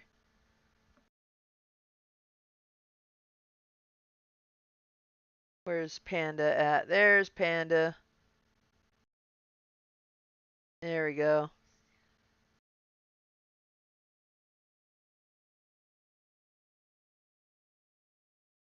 Let's get that. Look at that. There's the panda. It's like go back to Tekken. Right? We can use it there. For whatever reason, Kuma-chan makes more sense in a fighting game than in a Contra game. Oh, J-Chip says Contra Legacy of War on PlayStation 1 is the worst Contra game. Interesting.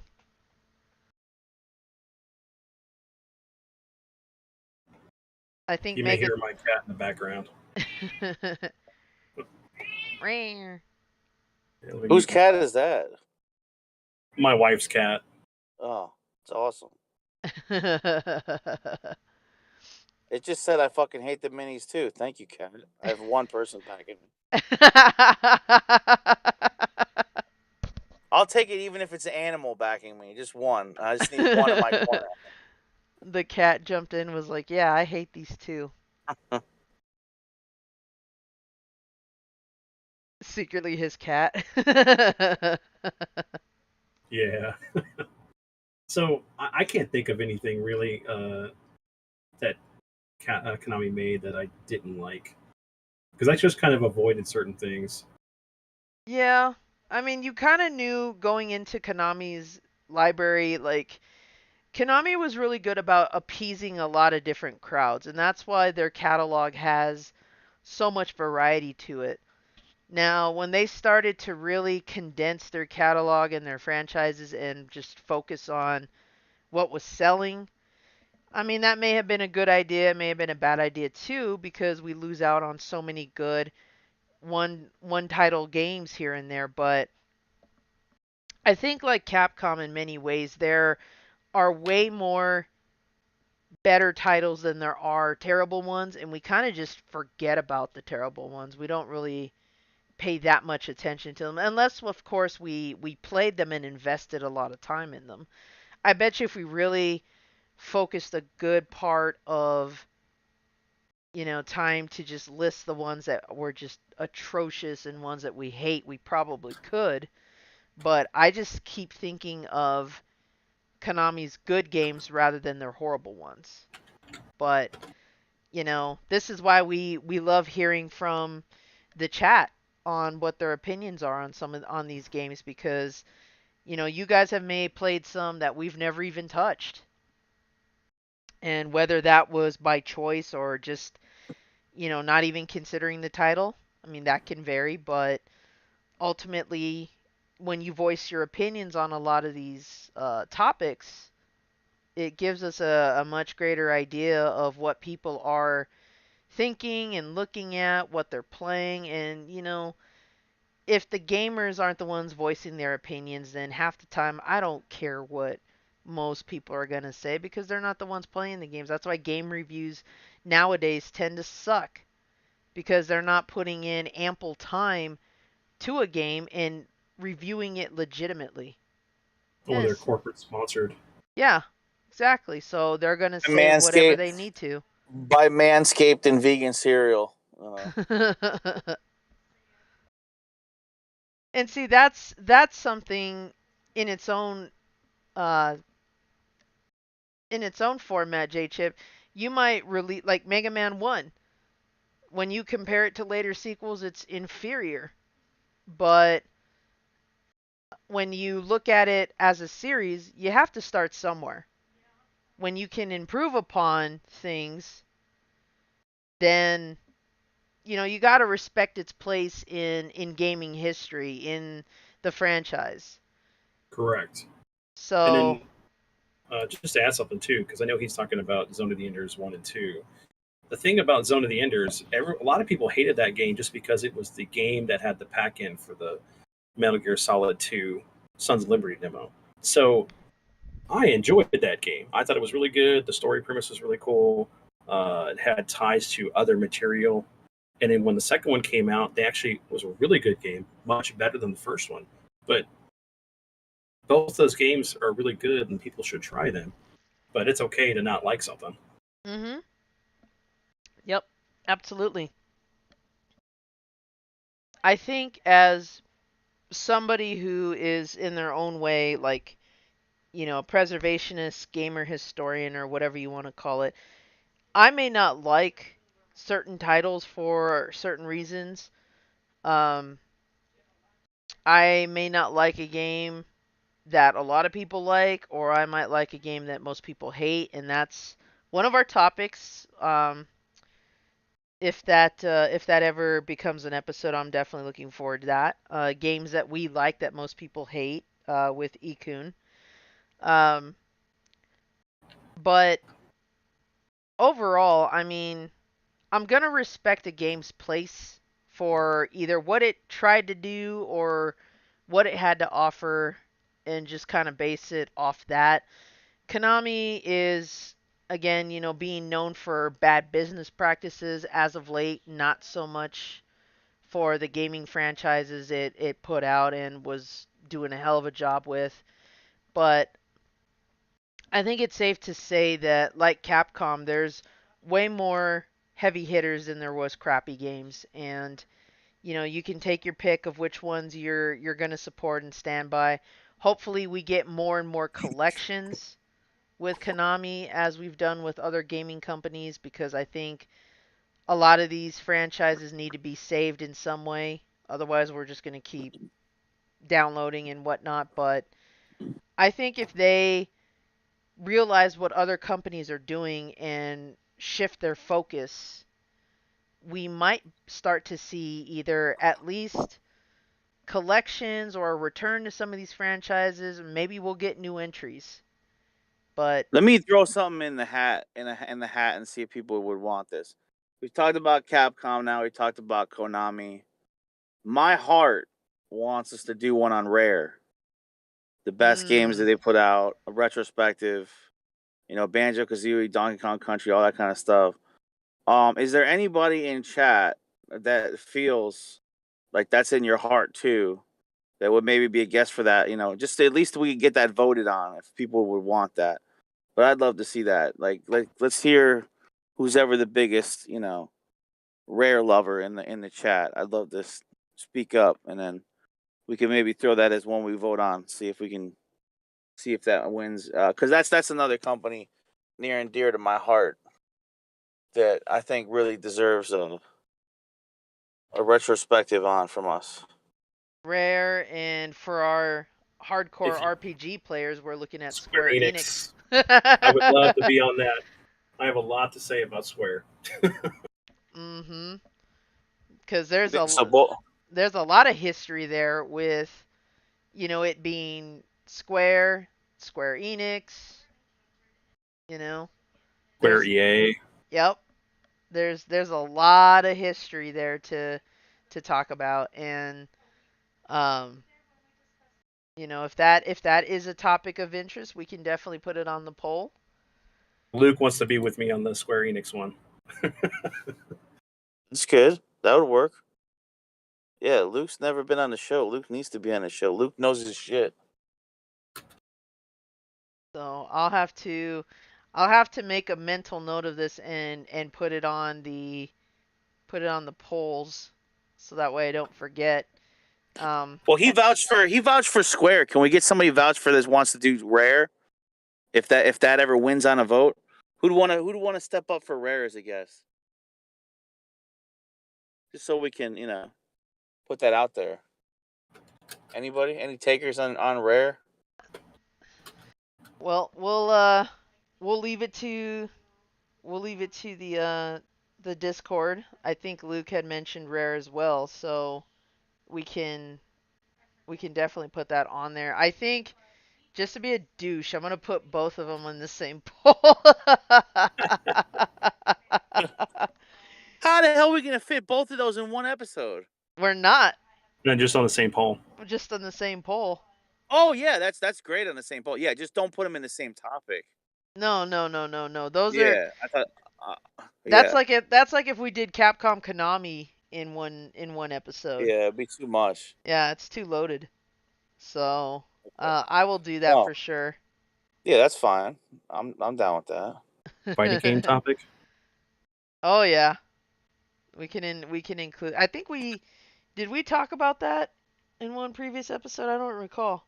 We did talk We about had a Street beat. Fighter We stuff. had a beat 'em ups, but we did a beat 'em ups, but I don't think we did a fighting games one. No. A fighting games one. Who would want to be on that too? Maybe somebody. Mm. Yeah, well, we talk about like Street Fighter, Tekken, Mortal Kombat, all the big ones, Dead or Alive. Yeah, that needs to. I can't believe we haven't done that yet. We need to reach out to Edwin on that one too. Yeah, he loves Edwin, Street Fighter. he's our Street Fighter guy. I'm all about the underdog fighters, Primal Rage, Killer Instinct. Those are my fighters. I mean, Ryan, you could speak volumes on Tattoo Assassins, I think. Yeah. Well, me would be. I want to talk about Dead or Alive because I feel like Dead or Alive's big, but it's not big. Like there's not a lot of people hyping up Dead or Alive. Well, it Like did have its moment in the sun. like they'll come out and like people are like, yeah, whatever. Mhm. Like it's not like when a Dead or Alive comes out, like people are like lining up. I Like, can tell you why. I can tell you why. A it's lot of the it has to jiggle do. physics. No, it's the DLC, The man. jiggle Yeah. physics. Yep. Everything and every after like what 5 and 6, all of it was just DLC. Like Yeah, they need to stop with the bullshit. Like the Yeah, geisha that's- mini skirt, like is like fucking $3 or whatever. I don't know. I don't even know what the price of that even is, but that is ridiculous. Like it's not dressing a Barbie. It's a fucking fighting game. And it made for an even better live action film.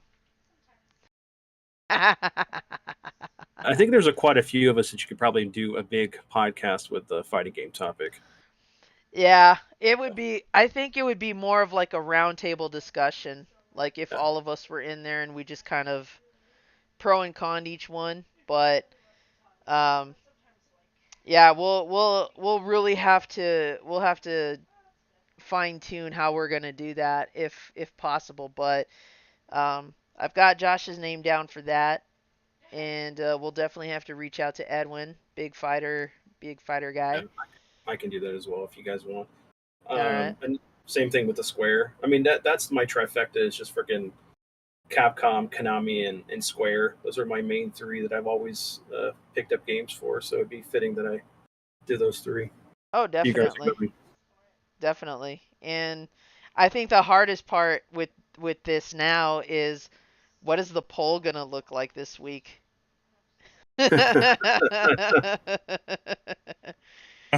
Oh, Dizzy's issuing a contest here. Street Fighter Online winner gets to join the podcast. Yeah, we can all stream it. There you go. Yeah, there you go.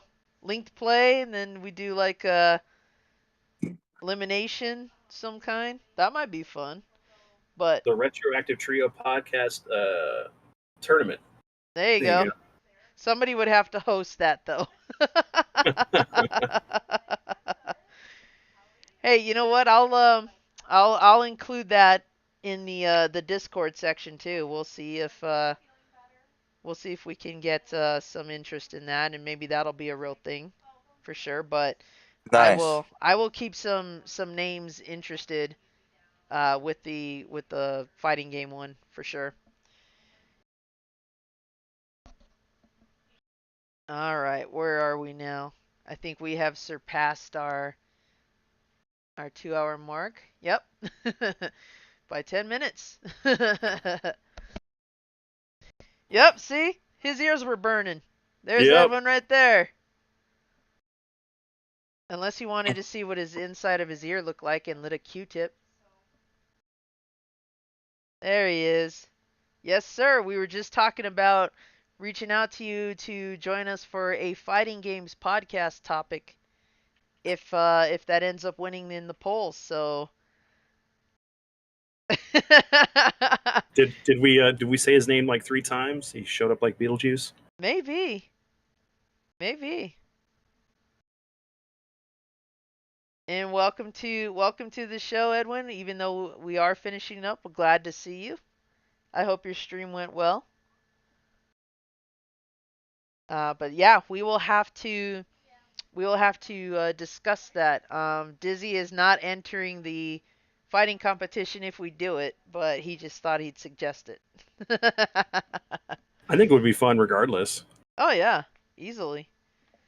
Easily. I'd have to find time to participate myself, but it'd be fun just to watch and see where you guys are in that. Hey, Bill, miss you too, bro. I hope you're doing well, man. We'll have to catch up sometime.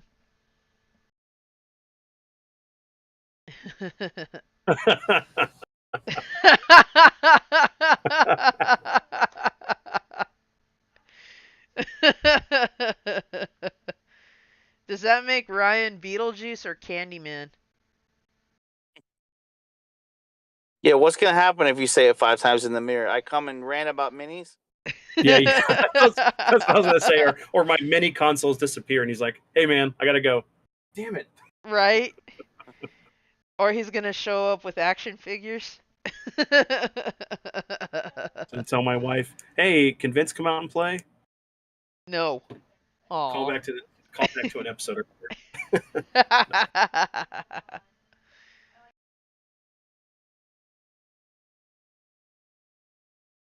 Oh man, that would be fun to see you again. Well, I hope that's on good intentions though. I hope it's nothing bad.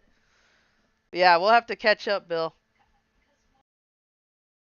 Bill's one of my buddies from one of my old jobs that we used to work together at, and guy knows his stuff when it comes to good music and retro cartoons for sure.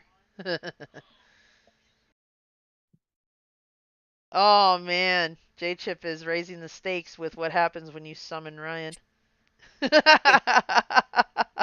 He shows up and breaks your minis. I'm hoping it's like apple pies and pumpkin and some other stuff. Right? Not the other one. The turtle pies, maybe. That'd be amazing. He's saying his name so fast. Yeah, bring back turtle pies, Ryan. No, what happens is if you say my name 5 times, I replace all your controllers with rolling rockers. And that's all you had to play your games with. It's the rolling rocker. On the one hand, that would be cool. On the other hand, it wouldn't be because I own way too many controllers. I won't be able to play my Dreamcast with a rolling rocker. It's just not gonna work. What was the one that was like a backpack speaker? Oh, the Aurora Interactor. Yeah, if you say my name 5 times, I punish you by making you wear the Aura Interactor for a day. You'll walk around with that, and I can live with that because I was stupid enough to buy one back in the day. And all that is just a speaker attached to your back. That is it. So that brings up a good question. What weird peripheral did you guys pick up back when you were kids? That ranged from the Power Glove to the Interactor to the Activator. I would argue the U-Force, but the U-Force actually works. So, I don't know if I would consider that one a failure or a flop in any way. I don't know. I've got weird controllers galore. Some are still factory sealed because they will never see the light of day. I still have my the one-handed RPG controller from I can't remember who the company was, but for the PS1, came out around the time Final Fantasy VII came out. I think I remember seeing that. Looks like a fishing rod with all the buttons. I remember my worst peripheral was what I like to call the Game Boy bifocals, the handy boy. Oh yeah.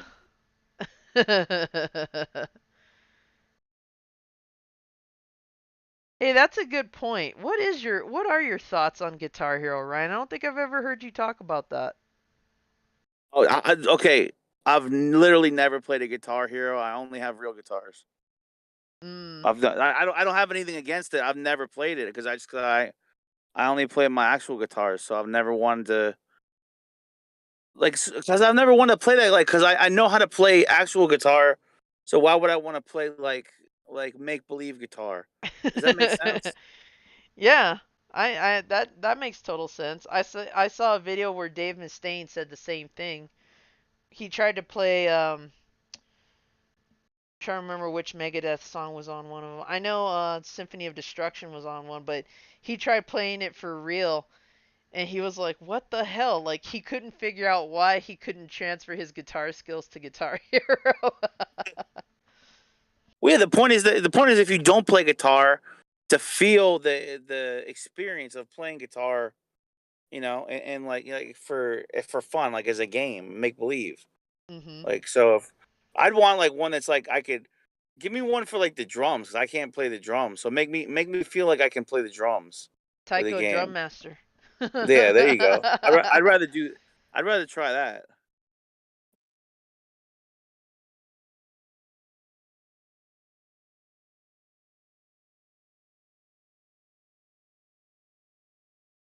There we go.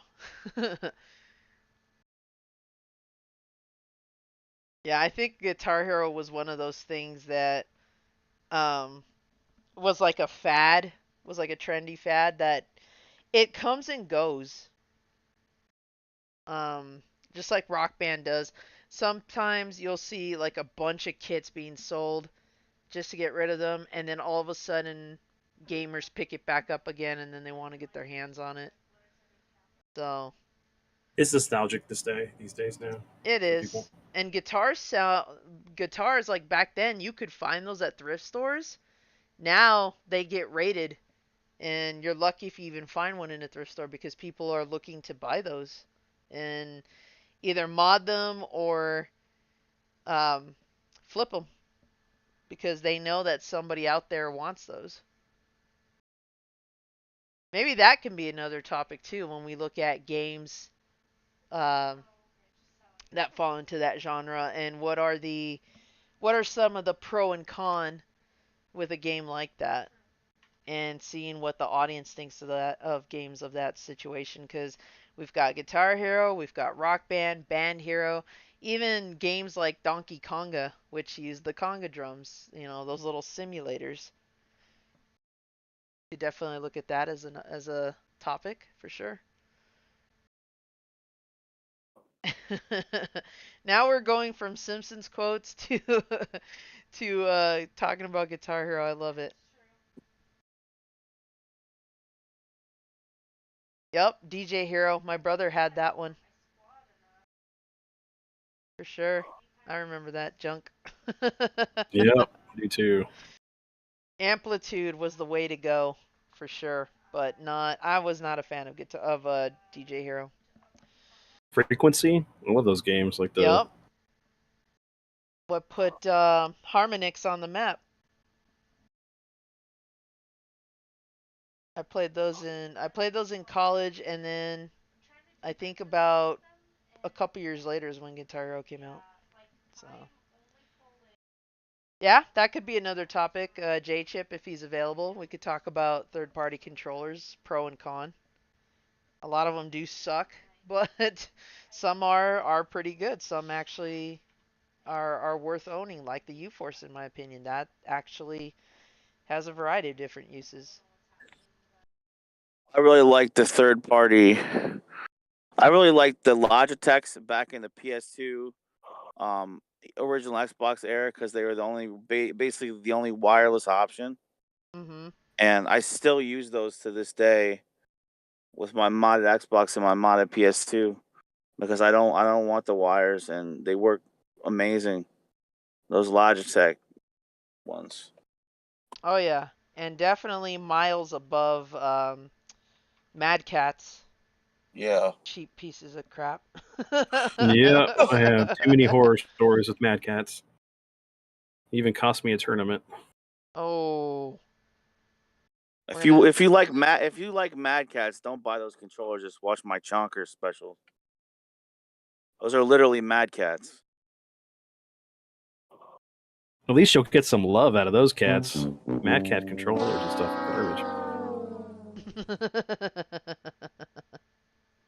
Hey, look, it tempts you with this being an actual working controller or a memory card. No. Yep, we've already got people discussing their what they know about Mad Cat controllers here. So again, another possible topic. The horrors of Mad Cat controllers. All right. Well, any final thoughts on Konami tonight? Anything anyone wish to share before we sign off for the night? I wish David Hayter got to do the voice for Big Boss and Phantom Pain. But anyway, that's just me. We all know he will be the one and only Solid Snake for sure. Mm-hmm. And I'll even add he'll Like, be the one and only Guyver. Yep. Sean Baker is his alias Yep. for a lot of anime and that movie.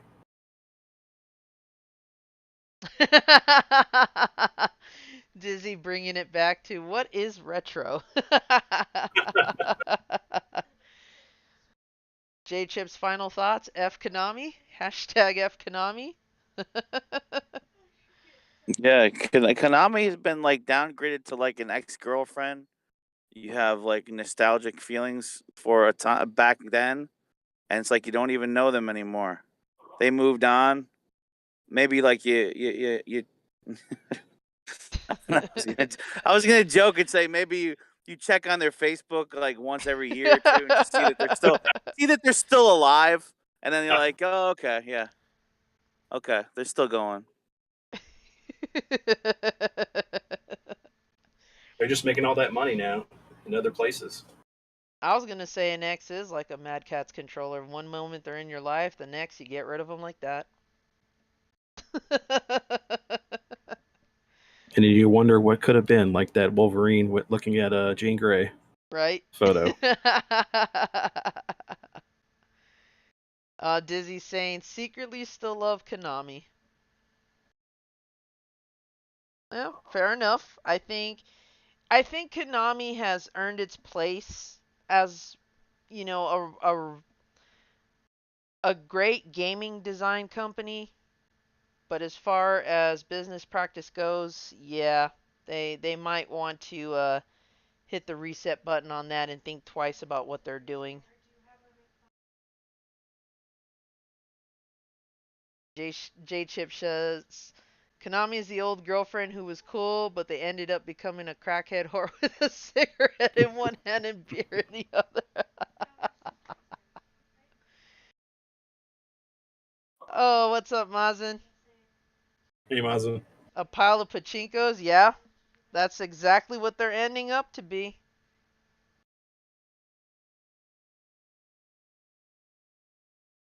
Yes, that's a very good point, Comic Man. If they would do that, I would buy it just for Snatcher alone. Yeah, me But, and Aiden were talking about that when I was streaming earlier today. mm-hmm. I would do it just for that, but, I mean, again, we gotta hope that they are paying attention to what the fans really want. Because I don't see in the next foreseeable future that I'll actually own a physical copy of that game at all. So if that's the closest I get to it, then fine. I will accept that. Dude, should we make a retroactive trio point and click game?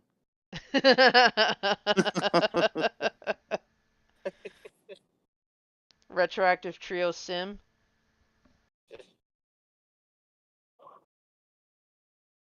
Well, I mean, the only thing we can do is just pick up these collection they put out. I mean, we got the Castlevania and Contra, the arcade collection, and now the Turtles. So Yeah, and I hope that they are paying attention to the hardware issues they're having with online play and fix it. yeah, for the Switch version. Hmm Because I know for a fact that was going to be a huge selling point for it. And if they can't fix that, then, like Hector said, just wait till Black Friday and then get it then. Don't even be in a rush to go pick it up.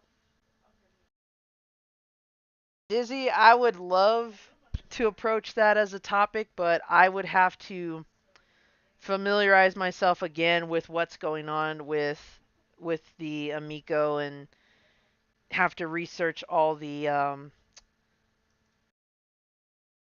all the things going on with that behind the scenes for sure. You got to get Tommy Tellerico on here. Right?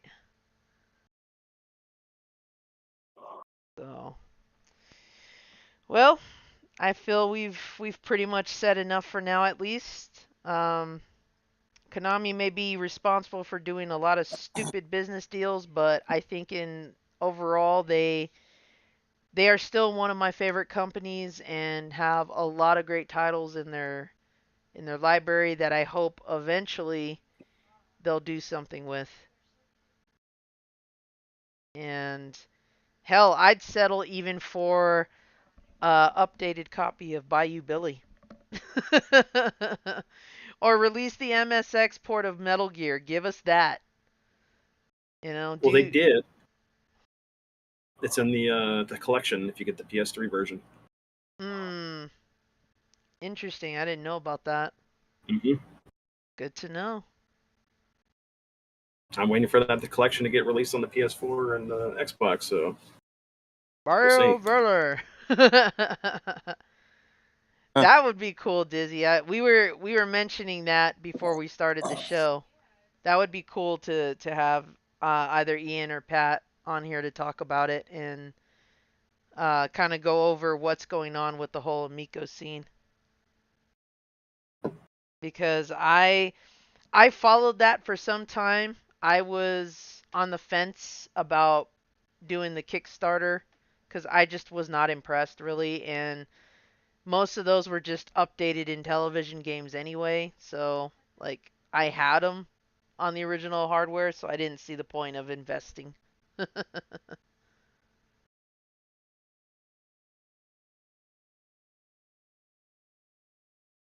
Oh, no problem, Comic Man. I didn't know. I didn't even notice that until just now. So yes, you definitely deserve a wrench, sir.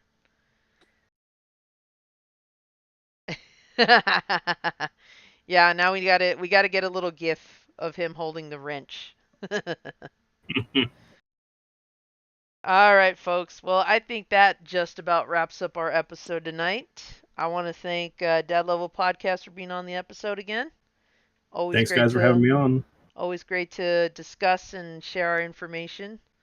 And as always, be sure to keep an eye out for when the polls go live. We've had a lot of good topics thrown around in here, so I'm going to do my best to get those addressed early, give people ample time to vote on those because we definitely have a lot that I feel uh, viewers are going to be torn on, especially if we're going to throw Rare and Square Enix into the mix along with a few other ones. And don't be afraid to mention any of the ones that we've talked about tonight in the Discord, and also any of your personal ideas that you may have too, because we value all of those and love to have you as a guest with the topics you all suggest there. So be sure to stop by the Discord, voice your opinions on whether it's the topics we've discussed or any ideas you may have for future shows. And as always, we appreciate the likes and shares.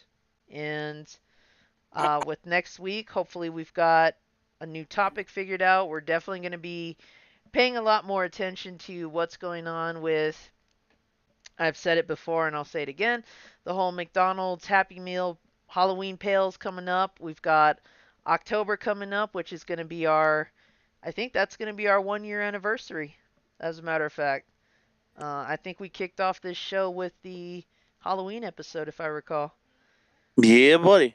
So we will definitely be looking at all the topics we've discussed and kind of discussing some of our favorites and all that good stuff. But yeah, keep throwing suggestions our way. We do pay attention to those, and feel free to drop your channel links if you want to do that. And then yeah, we appreciate you guys tuning in, chatting it up with us, and we'll be sure to catch you guys on your streams as well. So until next episode, I am your patient zero, Zombie JLT1. I am Retro Ryan. I am Dad Level Podcast.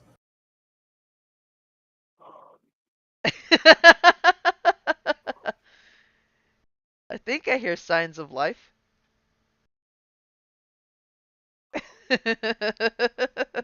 And David Blaine, also known as Big Family Gaming, the Disappearing Act, is also here. Aw, he's tired. We gotta give him a pass on that. Grilled steaks. Hell yeah, that sounds good right about now. You're right, Mazen. Everyone jump into Discord for the naked party. Whose Discord that's gonna be is always gonna be up in the air, but definitely keep an eye out because we're all gonna be chatting afterwards, and we will catch you all there. And if not, we'll catch you on the next episode. So thanks again for tuning in, guys. You all have a good one.